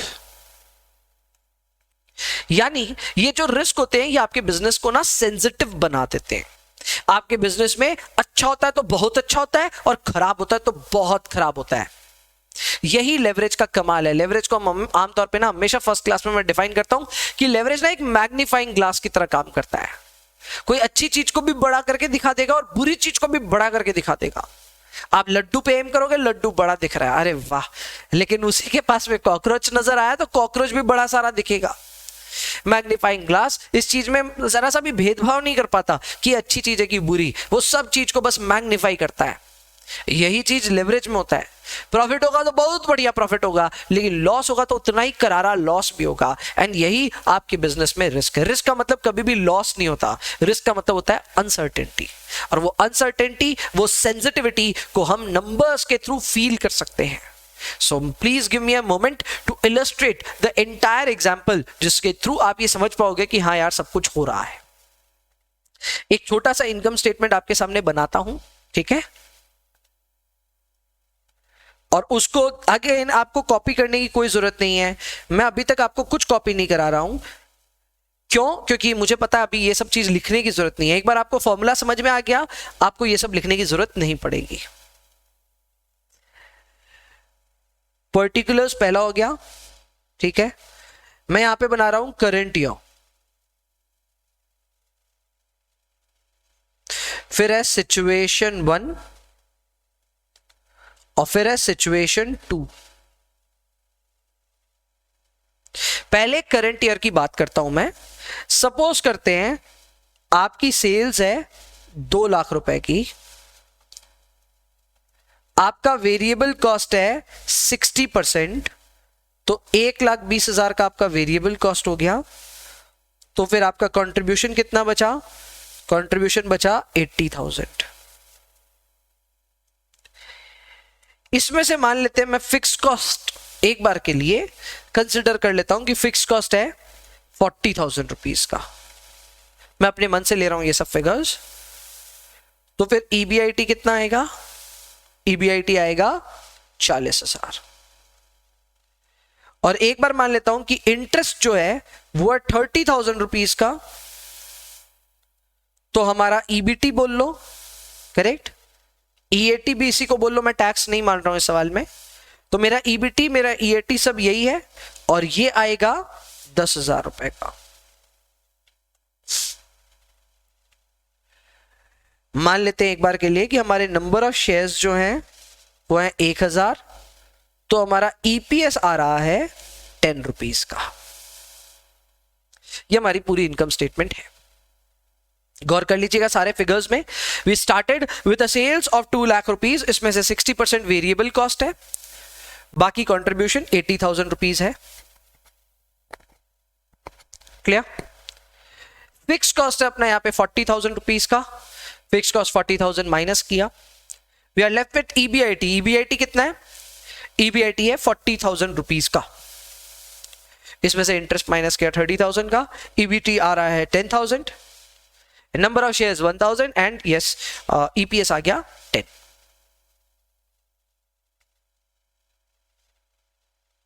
यहां तक क्लियर है? सबसे पहले मैं कुछ चीजें गौर करा देना चाहता हूं आपको। गौर ये कीजिएगा कि हमें ऑलरेडी पता है कि DOL कैसे निकलता है, DFL कैसे निकलता है और DCL कैसे निकलता है, ये हमें ऑलरेडी पता है। एग्जाम्पल के तौर पे DOL क्या होता है? DOL is contribution by EBIT, correct. DFL क्या होता है? EBIT by EBT। और DCL क्या होता है? Contribution by EBT। ये हम फॉर्मूले ऑलरेडी सीख के आ चुके हैं। इन फॉर्मूलों के हिसाब से अगर हम अपनी करंट इंफॉर्मेशन को पुट करें तो कंट्रीब्यूशन है 80,000, EBIT है 40,000, तो हमारा DOL आ रहा है 2। वैसे ही DFL अपना है EBIT 40,000 by EBT which is 10,000, तो DFL आ रहा है 4, और DCL का फॉर्मूला होता है कंट्रीब्यूशन बाई EBT। तो कंट्रीब्यूशन कितना है? 80,000, EBT कितना है? 10,000, ये आ रहा है 8। सो DOL, DFL और DCL इनकी वैल्यूज हैं 2, 4 एंड 8। इनकी वैल्यूज है 2, 4 एंड 8। अब ये वैल्यूज भैया क्या कहती हैं ये जरा समझाइए। कुछ नहीं, आसान बात समझाती है आपको। ये 2 की वैल्यू क्या समझा रही है पता है? ये समझा रही है कि अगर आपका परसेंटेज चेंज इन सेल्स मान लो 10% हुआ, तो आपके बिजनेस पे जो ऑपरेटिंग इनकम में चेंज आएगा वो उसका 2 गुना होगा। आप बोलेंगे नहीं मैं मानता नहीं, मैं प्रूव कर दूंगा विथ नंबर्स। आपको ये 2 का फिगर क्या बताता पता है? कि गाड़ी चल रही है 2 गियर पे, 2 नंबर गियर पे, तो कल को आपकी सेल जरा सा भी इधर उधर हुई, आपका ऑपरेटिंग इनकम उसका डबल इंपैक्ट शो करेगा। सो अगर सेल 20% से बढ़ी तो EBIT भी 20% से बढ़ेगा, और अगर सेल 20% से घटी तो EBIT भी 20% से घटेगा, सॉरी 40% से घटेगा, डबल हो करके। शो करता हूं मैं इसको नंबर्स के साथ। एक बार के लिए मैं मान लेता हूं कि मेरी जो सिचुएशन 1 है उसमें सेल बढ़ रही है 20% से, ठीक है। और वैसे ही मैं सिचुएशन 2 के लिए मानने वाला हूं कि मेरी सेल घटेगी बाई 30%, ठीक है। चलेगा सबको? ठीक है ना। बढ़ेगी तो 20% से और घटेगी कितने परसेंट से? 30% से, ठीक है। तो आइए पहले सिचुएशन 1 का काम करते हैं। सिचुएशन 1 में सेल 20% से बढ़ेगी तो वो कितनी हो जाएगी? 2,40,000। आप खुद करके देख लो, 2 लाख प्लस 20%, 2,40,000। इसका 60% will be your variable cost, so वो है 1,44,000, 96,000 का कंट्रीब्यूशन। 96,000 के कंट्रीब्यूशन में फिक्स कॉस्ट तो चेंज होता नहीं है, तो जो फिक्स कॉस्ट रहेगा 40,000 वही 40,000 रहेगा, और आपका EBIT आ गया 56,000। एक बार इन दोनों को कंपेयर करिए। What is the percentage change here? 40,000 की EBIT अब हो गई 56,000 की EBIT। इस पे कितना परसेंटेज चेंज आपको नजर आ रहा है? How much is the percentage change? Very easy to calculate. 56 हो गया 40 से, तो 16,000 रुपए बढ़ गया ऑन द बेस ऑफ 40,000। 16,000 रुपए बढ़ गया on the base of 40,000। How much is the percentage change? 40%। मैं तो आपको पहले ही कह रहा था सेल में जो चेंज था वो 20% का था, लेकिन मैं आपको पहले ही बोल चुका था कि आपका क्योंकि डीओएल आया है 2, तो देख लेना ईबीआईटी पे डबल इंपैक्ट आएगा। तो आप यही देख लो, ये 20 के जगह ये कितना हो गया, देखो 40% हो गया। मैं पहले ही कह रहा था, आप ही मेरे पे विश्वास नहीं कर रहे थे। अरे भैया आप तो अंतर्यामी हो, आप तो सब जानते हो। तो भैया आप ये बताओ कि अब नेक्स्ट क्या होने वाला है? नेक्स्ट क्या होने वाला है? नेक्स्ट ये होगा कि क्योंकि आपने अपने बिजनेस में लोन ले रखा है, तो इसके वजह से अब जो भी आपका परसेंटेज चेंज इन ईबीआईटी होगा ना, वो तो हमें पता ही चल गया। अब हमारा ईबीआईटी कितने परसेंट से चेंज हुआ? 40% से ना। तो आपका ईपीएस जो है ना वो चेंज होगा 40% का भी 4 गुना, यानी 160% से। आप बोलेंगे आई डोंट बिलीव इट। लो जी, बिलीव कर लेते हैं। मैं ये कहना चाह रहा हूं कि आपका ईपीएस 160% से बढ़ जाएगा, यानी अभी करंटली 10 रुपीज है ना, 10 पे 160% ऐड करेंगे तो ये 26 रुपए हो जाएगा। प्रूव करूं? हाँ जी, प्रूव कर लेता हूं। 56,000 का आपका यहां पे क्या था? ईबीआईटी। अगेन इंटरेस्ट तो एक फिक्स अमाउंट होता है, तो वो 30,000 रुपए माइनस हो गया इसमें से। आपका ईबीटी आया 26,000। नंबर ऑफ शेयर्स 1000 ही रहेगा। लो जी, ईपीएस आ गया 26। ईपीएस आ गया 26, यानी कि ये डेफिनेटली 160% का चेंज आया। भैया आप तो कुछ ज्यादा ही तेज निकल लिए, भैया कितना फास्ट गए आप। अरे हाँ यार, फास्ट तो क्या, ऐसे ही पता कर सकते हैं ना। अगर आपको डीओएल डीएफएल पता चल जाए, अगर आपको डीओएल डीएफएल पता चल जाए तो सब कुछ कैलकुलेट हो सकता है। डीओएल आया 2, तो उधर से ही समझ में आ गया कि जितने से सेल्स बदलेगा उसका डबल इंपैक्ट आएगा किस पे? ईबीआईटी पे। और फिर आया डीएफएल, डीएफएल आया 4, तो उसका मतलब क्या था कि जितने से आपका ईबीआईटी चेंज होगा उसका 4 गुना चेंज आएगा आपके ईपीएस पे। अब यही चीज अगर मैं आपके सामने रखूं तो यह भी कहना गलत नहीं होगा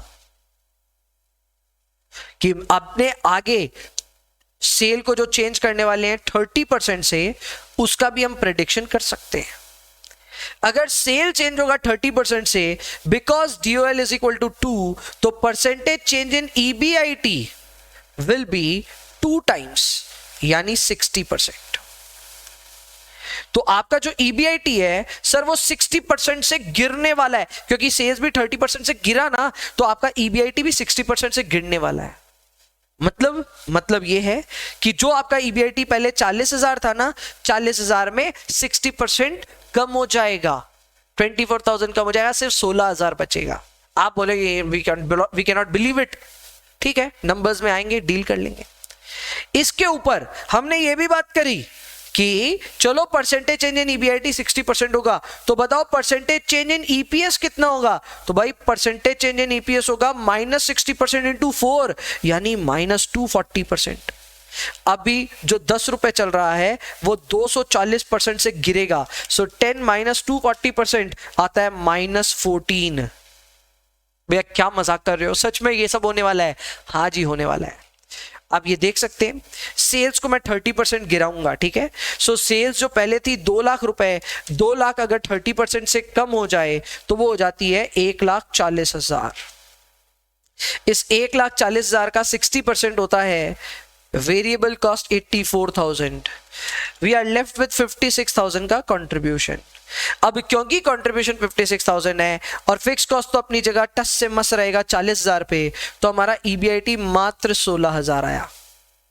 आप देख सकते हैं अपनी ईबीआईटी जहां पहले 40,000 आ रही थी, अब वो ईबीआईटी सिर्फ 16,000 आ रही है। So there is a definite fall by 24,000 rupees, and this is 60% fall, जिसके बारे में हम बात कर रहे थे।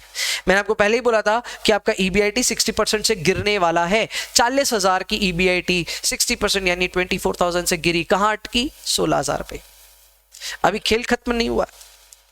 इसके बाद में आप 30,000 रुपए का इंटरेस्ट भी दोगे, तो आपको प्रॉफिट के जगह आएगा लॉस 14,000 रुपए का, नंबर ऑफ शेयर्स 1000 ही है, एंड आपका ईपीएस -14 आ जाएगा। खेला देखा आपने, खेला देखा आपने? यानी ये नंबर्स कितना कुछ आपको हेल्प करते हैं प्रेडिक्ट करने में। ये DOL 2 का, DFL 4 का सिर्फ ऐसे ही बोलने के लिए नहीं है भैया, ये और भी कई मैसेजेस हम तक पहुंचाना चाहते हैं। एग्जैक्टली आप तक ये क्या मैसेज पहुंचाना चाहते हैं बताऊं? ये एग्जैक्टली ये मैसेज पहुंचाना चाहते हैं कि जब DOL आया था 2, तो वो ये कहना चाह रहा था कि percentage change in EBIT will be twice the percentage change in sales। मानते हो इस बात को? वो आपको ये कहना चाह रहा था that percentage change in EBIT will be double the percentage change in sales। यानी ये भी कहना गलत नहीं था कि वो हमसे कहना चाह रहा था कि percentage change in EBIT by percentage change in sales will be equal to 2, यानी कि DOL। यानी DOL का दूसरा फॉर्मूला हमारे सामने आ गया। DOL का पहला फॉर्मूला तो हम जानते हैं, जो कि जिसके बदौलत हमने कैलकुलेट किया था 2, वो फॉर्मूला था कंट्रीब्यूशन बाय EBIT। उस फॉर्मूले से हमने एक हाइपोथेटिकल एग्जांपल बनाया, उसमें देखा कि हाँ यार ये सच में हो रहा है, और वो क्या है वही प्रूव करना था मुझे, मैंने प्रूव किया आपके सामने। ये जो फॉर्मूला है 2 कैसे आया, तो वो है percentage change in EBIT by percentage change in sales, and the result is 2 which is DOL। इसी तरह भैया DFL अपना आया 4, तो वो क्या शो कर रहा था? वो शो कर रहा था कि जो परसेंटेज चेंज इन EPS आएगा ना सर, वो आएगा 4 times percentage change in EBIT। यानी ये कहना गलत नहीं होगा, percentage change in EPS by percentage change in EBIT is equal to 4 which is equal to DFL। तो DFL का भी फॉर्मूला हमें मिल गया, एंड DFL का फॉर्मूला क्या होगा? Percentage change in EPS by percentage change in EBIT। ये हो गए इनके दूसरे सेट ऑफ फॉर्मूले। आइए इन फॉर्मूलों को पहले बुक में ढंग से लिख लेते हैं, and then we will start the practice around it. तो आ जाइए बुक में, और बुक में प्लीज प्लीज प्लीज DOL और DFL के दूसरे सेट ऑफ फॉर्मूले भी अपडेट कीजिए, जैसे कि ये वाला, ये DOL का सेकेंड फॉर्मूला। तो यहां लिखिए please, DOL is equal to percentage change in EBIT by percentage change in sales. दोनों के रिजल्ट सेम आते हैं, ठीक है, so don't worry about that. DOL is equal to percentage change in EBIT by percentage change in sale. जाहिर सी बात है, ये कैलकुलेशन करने के लिए आपके पास 2 इनकम स्टेटमेंट होने चाहिए। आपके पास सिर्फ एक फिगर से काम नहीं चलेगा, you will need 2 figures here, correct, या फिर एटलीस्ट परसेंटेज चेंज में इंफॉर्मेशन चाहिएगी। तो ये है DOL का फॉर्मूला। इसी तरह DFL का फॉर्मूला बनेगा, दूसरा फॉर्मूला लिख लीजिए, DFL will be percentage change in EPS by percentage change in EBIT। percentage change in EPS by percentage change in EBIT।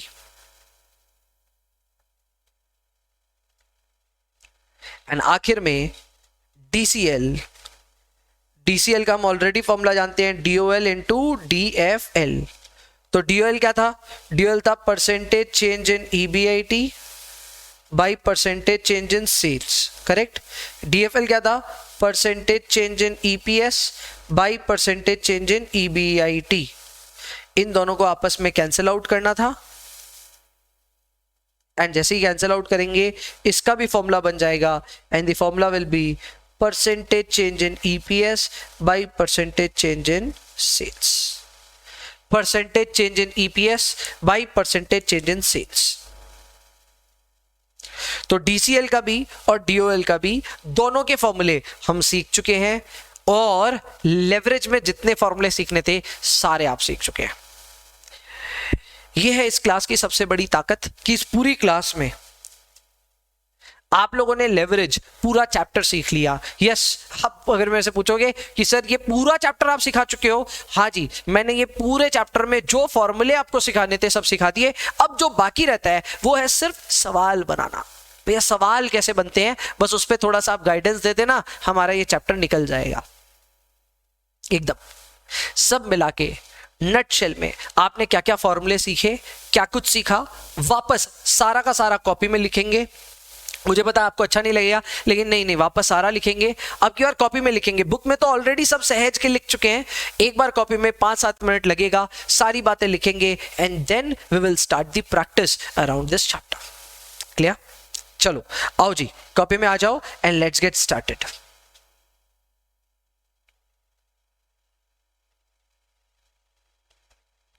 Copy में आ जाओ, ठीक है। यहां पे लिखिए समरी ऑफ एंटायर चैप्टर।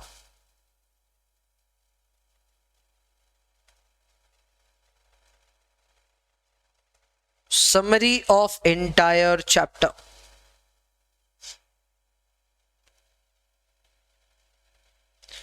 लिखिए आप कंबाइंड रिस्क। कंबाइंड रिस्क इसका मतलब क्या हो गया? Mixture of operating and financial risk. Combined risk, mixture of operating and financial risk. इसके दो हिस्से,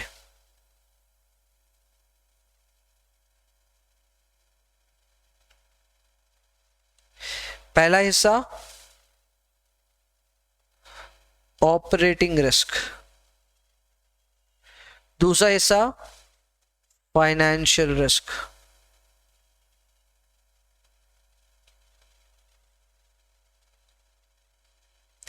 यहां लिखिए because of fixed operating cost. यहां लिखें because of interest and preference dividend add कर दीजिए। Because of interest and preference dividend. Preference dividend की अभी मैं कहानी लेकर के नहीं आऊं आपके सामने, तो थोड़ा रुक जाते हैं, बाद में लेके आएंगे सेकंड क्लास में। अभी के लिए बस लिख लिया है कौन किसके वजह से क्या हो रहा है। यहां लिखिए नोट्स। पहला नोट,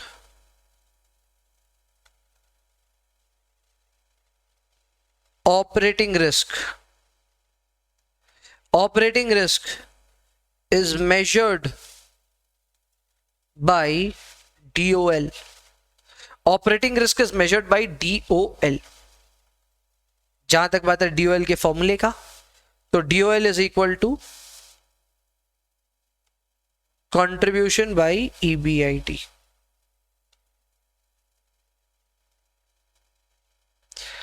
और एक फॉर्मूला है DOL का, लिख लीजिए, percentage change in EBIT by percentage change in sales.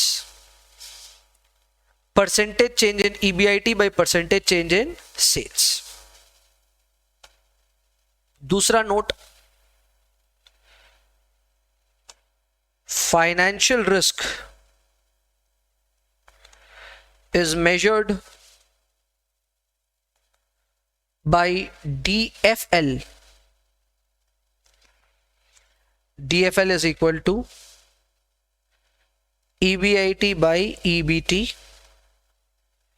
DFL is equal to percentage change in EPS by percentage change in EBIT.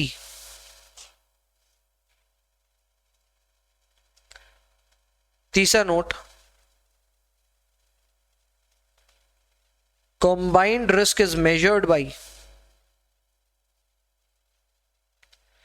DCL. Combined risk is measured by DCL. DCL is equal to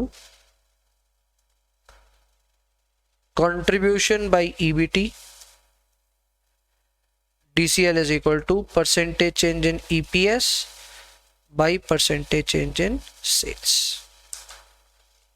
Percentage change in EPS by percentage change in sales. यह है combined risk. बोलो भाई, clear है यहां तक? DCL का वैसे और एक फॉर्मूला होता है DOL इंटू DFL। पर ये वाला फॉर्मूला ना थोड़ा बच बच के यूज कीजिएगा, इंस्टीट्यूट को ना पसंद नहीं है। इस फॉर्मूले को कोई यूज करता है तो इंस्टीट्यूट को पसंद नहीं आता, क्योंकि शॉर्टकट है ना, बहुत बहुत इजीली कैलकुलेशन हो जाती है। So try not to use this. बाद बाकी फॉर्मूले हम लोग यूज करेंगे, खूब सारे सवाल बनाएंगे, and we are getting started with our first question for the day. बहुत बड़ी क्लास हो गई सर, कि मतलब आज तो गजब ही हद ही हो गई, हाँ कितनी देर तक सवाल ही नहीं हुआ। But now we are getting started with question number 1 आपकी बुक में, पेज नंबर 82। आ जाइए, इंतजार कर रहा आपका।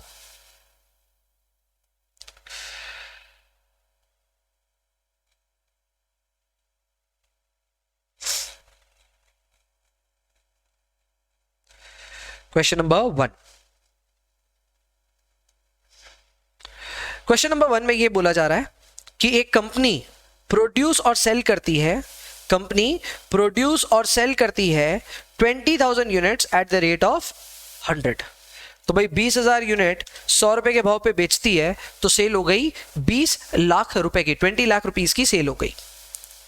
इसमें मैन्युफैक्चरिंग का वेरिएबल खर्चा लगता है 40 रुपए का, रेंट का खर्चा लगता है जो कि एक फिक्स्ड ऑपरेटिंग कॉस्ट है 4 लाख रुपए का, इंटरेस्ट लगता है जो कि एक फिक्स्ड फाइनेंसिंग कॉस्ट यानी इंटरेस्ट है 2 लाख रुपए का, tax rate 40%, number of shares भी दिया है, बोला इनकम स्टेटमेंट बना के दिखा दो।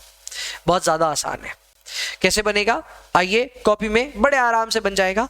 Let's get started with solution to illustration number 1। तो कॉपी में लिखिए please, solution to illustration number 1।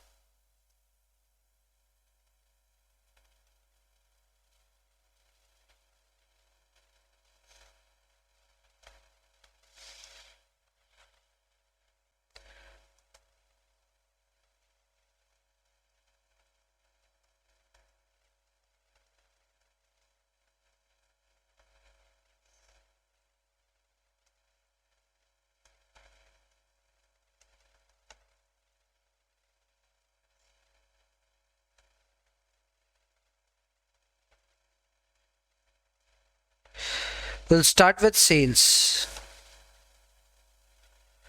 20,000 units priced at 100 rupees each, तो ये हो गया 20 लाख रुपए। सेल्स में से हम माइनस करेंगे variable cost, 20,000 units priced eight 40 rupees,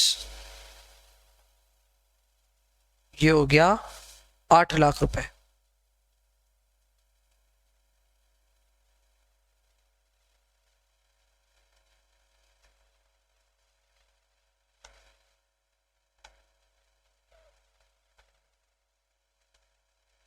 यह आ गया कंट्रीब्यूशन 12 लाख रुपए का।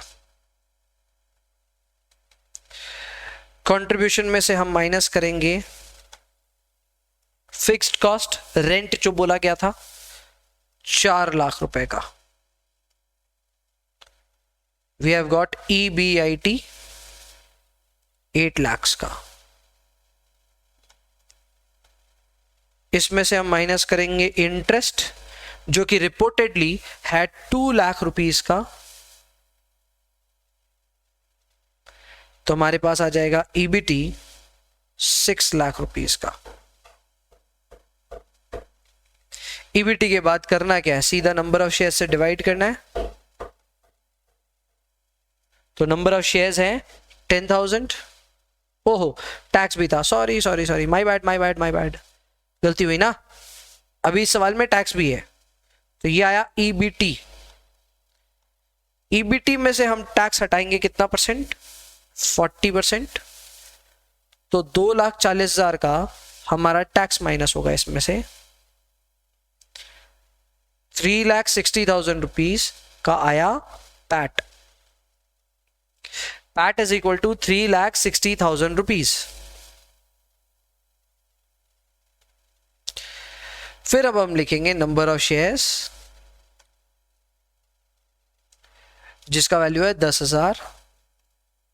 जैसे ही लिखेंगे तो अब आ जाएगा EPS। EPS will be A/B यानी PAT divided by number of shares.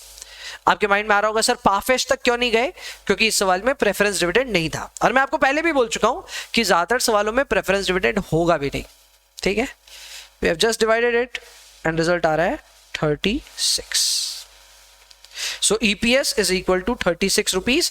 यही अपना आंसर है, काम खत्म। चेक कर ले पूरे सवाल को, फुल स्क्रीन व्यू दे देता हूं आपको। This is the entire question. 36 अपना ईपीएस फाइनल रिजल्ट आ गया।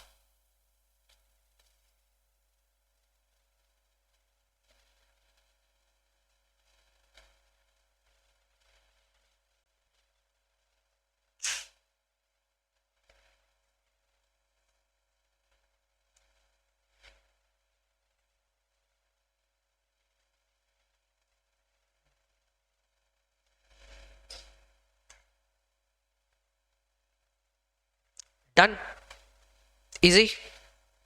यस सर, एकदम इजी, परफेक्ट। आगे बढ़ते हैं। Next up is solution to illustration number 2।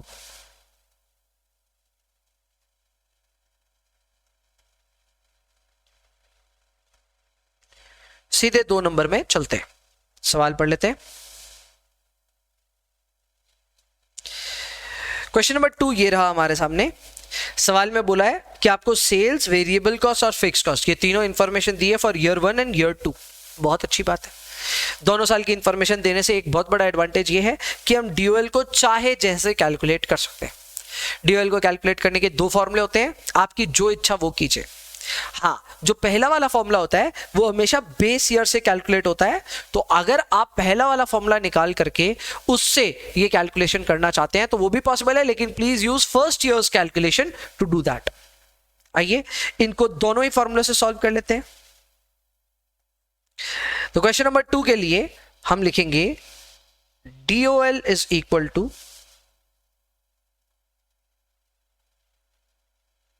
Contribution by EBIT. Here contribution is equal to sales of year 1 minus variable cost of year 1। तो पहले साल सेल थी 2 लाख रुपए की और वेरिएबल कॉस्ट था 1 लाख रुपए का, तो कंट्रीब्यूशन भी आया 1 लाख रुपए का।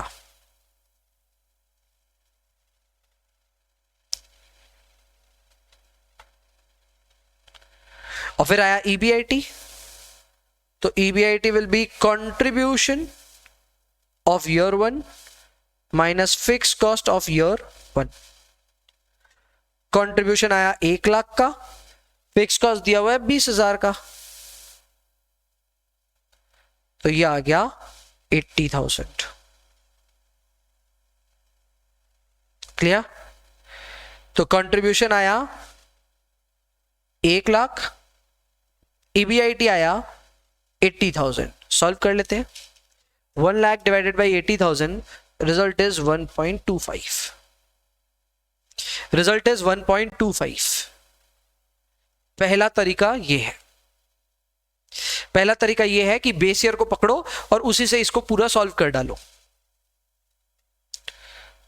दूसरा तरीका क्या है? दूसरा तरीका यह है कि आप एक प्रॉपर इनकम स्टेटमेंट ही बना लो, जो कि प्रेफर्ड तरीका है। ठीक है, ऊपर वाला तरीका मुझे इतना ज्यादा पसंद नहीं है और आपको भी मैं रेकमेंड नहीं करूंगा। मैं रेकमेंड करूंगा कि आप एक इनकम स्टेटमेंट ही बना लो।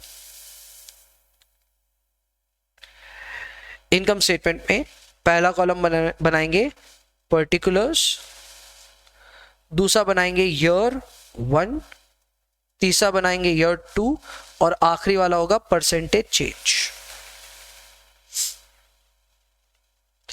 सबसे पहले सेल्स।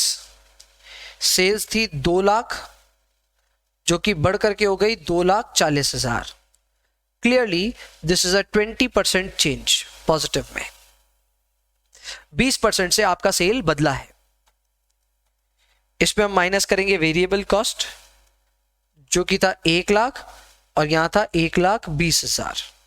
ये भी 20% से बदला है एंड आपका जो कंट्रीब्यूशन आएगा वो भी 20% से ही बदलेगा।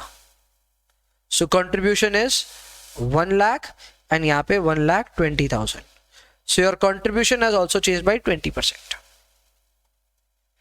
इसमें से हम माइनस करेंगे फिक्स कॉस्ट, जो कि ये दोनों केस में 20,000 रुपए होना भी चाहिए। फिक्स कॉस्ट बदलता नहीं है, उसमें परसेंटेज चेंज भी नहीं आता।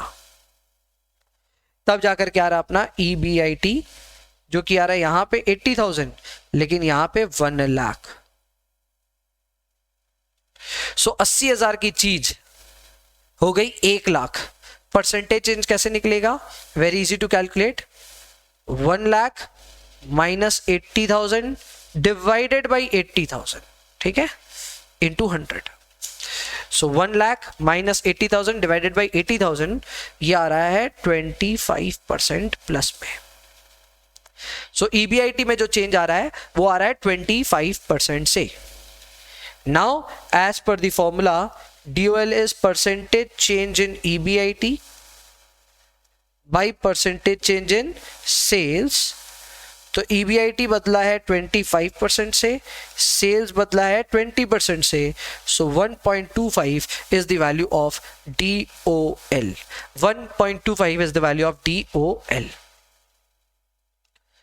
सारी इंफॉर्मेशन को आप एब्जॉर्ब करो, कॉपी करो, giving you 2 minutes to copy this, but ये है बहुत इजी और इजीली कैलकुलेट हो जाएगा।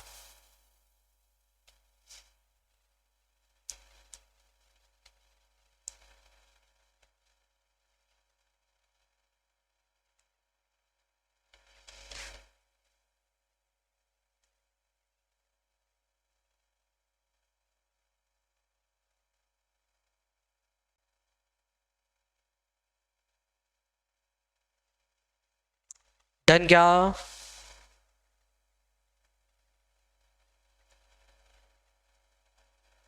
डन, इजी, मुश्किल नहीं था, बढ़िया भैया। ये सिंपल था, दूसरा वाला रास्ता ज्यादा सिंपल था। पहले वाले रास्ते में कैलकुलेशन थोड़ी सी अजीब थी, लेकिन सेकंड वाला सर इजी है, इनकम स्टेटमेंट बनाना है।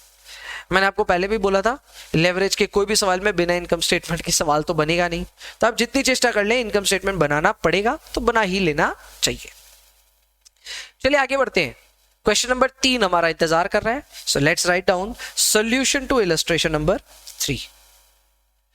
वैसे ये देखो, ये बोलने की कोई बात नहीं है, फिर भी मैं बोल देता हूं कि कई बच्चे लेक्चर लाइव करते हैं तो कई रिकॉर्डेड भी करते हैं। जो रिकॉर्डेड लेक्चर करते हैं यार, आपके पास हमेशा एक अपॉर्चुनिटी है कि आप लेक्चर को अपने हिसाब से देख सकते हो। अगर आप स्पीड बढ़ा के देखना चाहते हो, मोस्ट वेलकम। आपको कोई सवाल पहले खुद से करना है, पॉज करके खुद से करना है, कर लो। आपको थोड़ा आगे बढ़ा के करना है, कर लो। सारी अपॉर्चुनिटी आपके पास में है। So for those who have a lecture, recorded lecture का एक्सेस खैर सबके पास में है, पर अगर आपके पास लेक्चर रिकॉर्डेड और आप रिकॉर्डेड देख रहे हो तो आपके पास बहुत सारे एडवांटेजेस हैं। इसका एडवांटेज लीजिए, इसका एडवांटेज लीजिए and make good use of this. For example अभी मैं इलस्ट्रेशन नंबर 3 करा रहा हूं। अगर आपको सवाल पढ़ते वक्त ऐसा लगे कि ये आप खुद से कर सकते हो, तो you should be going for it. ऐसा कोई दूसरा बात इसमें नहीं है। क्लियर? चल अभी क्वेश्चन नंबर 3 मैं आपके लिए पढ़ देता हूं। क्वेश्चन नंबर 3 ये है कि एक कंपनी 10,000 शर्ट्स बना रही है, 500 रुपए का उसका सेलिंग प्राइस है और वेरिएबल कॉस्ट है 200। बहुत इजी है, 10,000 पे 500 रुपए मल्टीप्लाई किए, 50 लाख रुपए की सेल आई, वेरिएबल कॉस्ट भी आ जाएगा और फिर फिक्स कॉस्ट है 25 लाख रुपए का। आपको पूछा जा रहा है ऑपरेटिंग लेवरेज कैलकुलेट करो, और फिर बोलता है कि अगर आपका percentage change in sale is 10%, what will be the impact on EBIT। दूसरे नंबर की चिंता फिलहाल मत करो, दूसरा नंबर मैं करवाऊंगा, बट पहले नंबर के लिए कृपया करके एक इनकम स्टेटमेंट बनाएं। सो जो लोग भी खुद से बनाना चाहते हैं, please pause the lecture right here. Correct, खुद से पूरा इनकम स्टेटमेंट बनाइए, और आपको तो DOL का फॉर्मूला पता ही है ना, वो अप्लाई करके देखिए 6 टाइम्स आपका आंसर आ रहा है या नहीं। चलिए मैं भी शुरू करता हूं, आप भी शुरू कीजिए। कॉपी में लिखने जा रहा हूं solution to illustration number 3, heading दे रहा हूं इनकम स्टेटमेंट।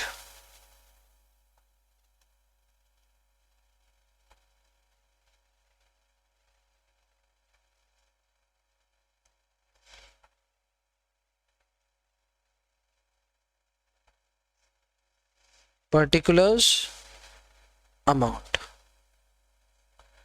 सबसे पहले सेल्स, इजी है सेल्स कैलकुलेट करना।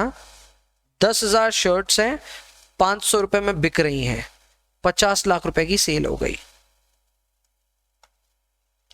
Variable cost, variable cost 10,000 shirts पे 200 रुपए करके 20 लाख रुपए का वेरिएबल कॉस्ट हो गया।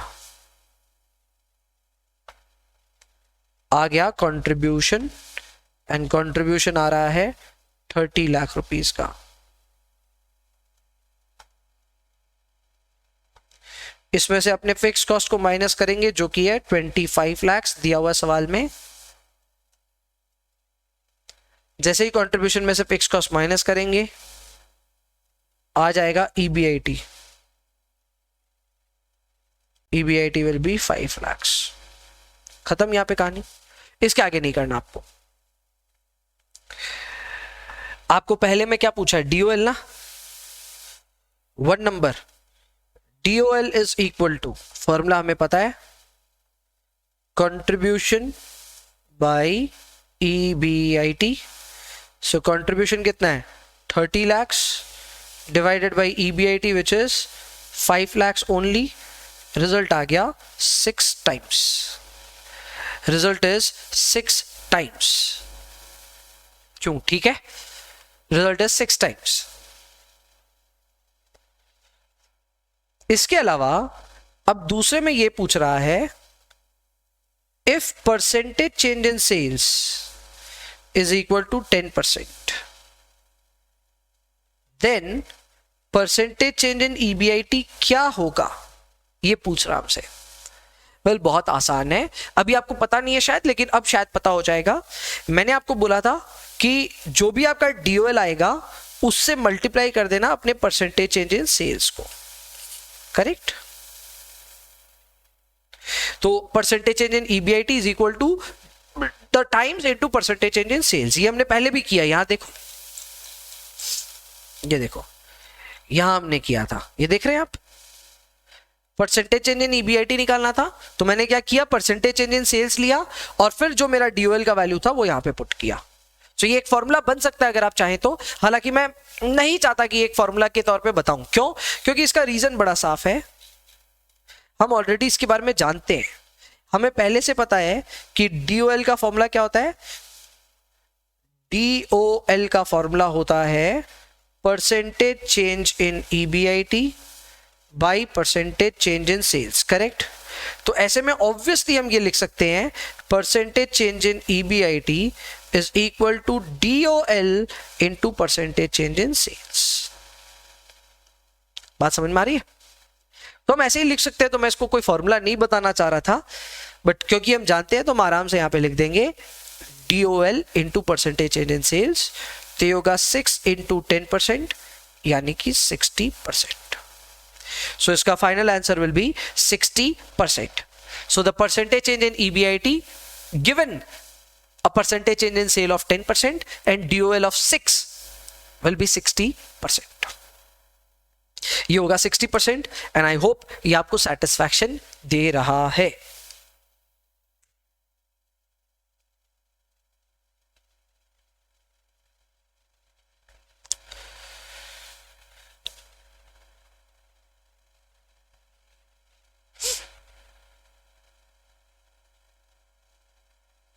क्लियर? डन? गुड, डन हो चुका है। तो बस आज का एक आखिरी सवाल करेंगे विच will B illustration number 4। Illustration number 4 करके हम लोग आज की क्लास को यहाँ पे करेंगे समाप्त। आज की क्लास वैसे बहुत एक्साइटिंग रही, हमने सारे के सारे लेवरेज का ज्ञान भी सुना, इसके सारे फॉर्मूले देख लिए, और फॉर्मूले देखने के बाद अभी काफी सारे सवाल बना के धीरे धीरे ना प्रैक्टिस में ला रहे हैं इसको। इसकी अभी कई क्लासेस होंगी, लेवरेज कम से कम यहाँ से 2 क्लास तो और चलेगा मिनिमम, ठीक है। तो उस दौरान आप और भी कई सारी चीजें सीख रहे होंगे, बट हाँ आज के लिए एक अच्छी शुरुआत हुई है। सो क्वेश्चन नंबर 4 के साथ में इस क्लास को एंड करके आज की इस क्लास को आराम देंगे, ठीक है ना। चलिए final question is question number 4। लिखिए सॉल्यूशन टू इलस्ट्रेशन नंबर 4।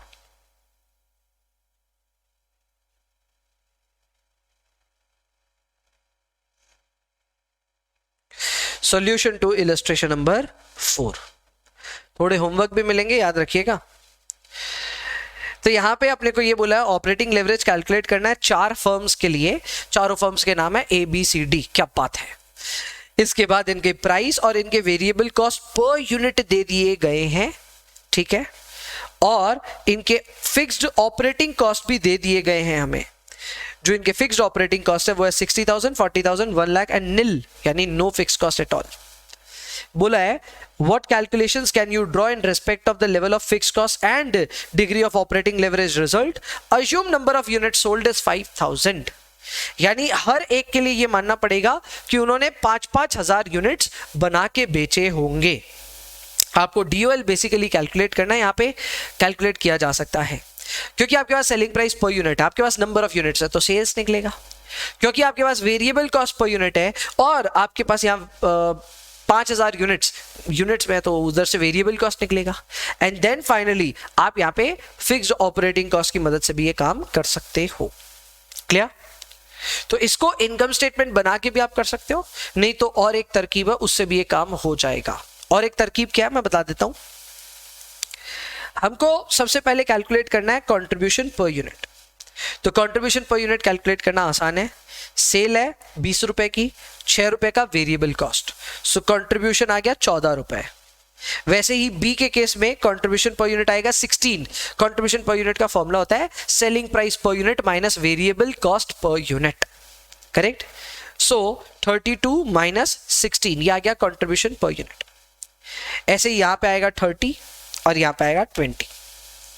क्योंकि हमको सबके नंबर ऑफ यूनिट्स ऑलरेडी पता है, नंबर ऑफ यूनिट्स है 5,000, तो हम चाहें तो यहाँ पे टोटल कंट्रीब्यूशन भी कैलकुलेट कर सकते हैं।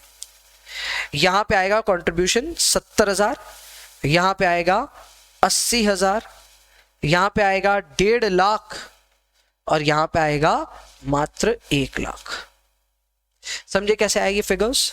हर एक फिगर को मैंने 5,000 से मल्टीप्लाई किया। सो 14 into 5,000 will be 70,000, 16 into 5,000 will be 80,000, 30 into 5,000 will be 150 and 20 into 5,000 will be 1 lakh।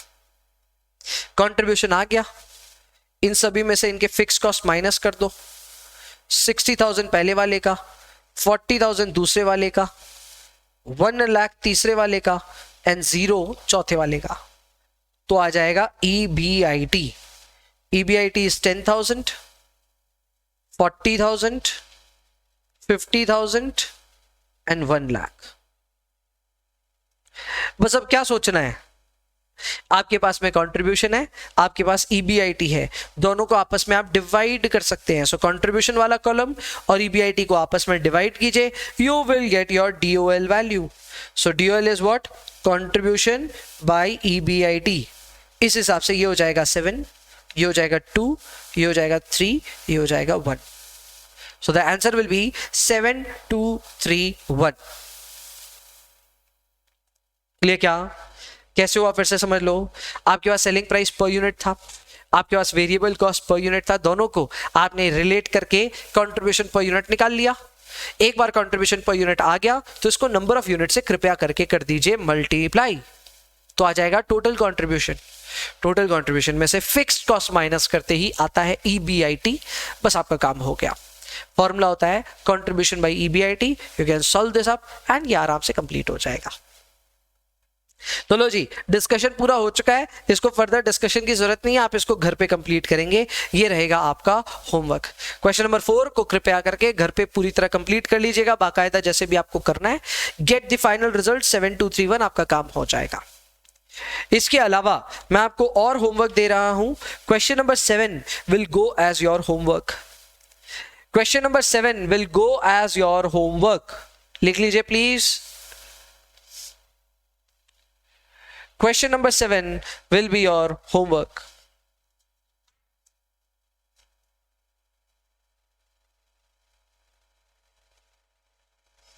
Clear बच्चा? बस डन। एक ही क्वेश्चन और होमवर्क दे रहा हूं। So question number 4, question number 7 will go as your homework. इनको कंप्लीट करके लाइएगा, अगली क्लास में मिलेंगे। आई होप आपके लिए ये क्लास बढ़िया रही और बस अगली क्लास सेम टाइम पे करके अपने लेवरेज को आगे बढ़ाएंगे। आज के लिए इतना ही रखते हैं। I will see you in the next one. तब तक के लिए bye bye, take care, enjoy yourselves please, and please पढ़ाई करते रहिए।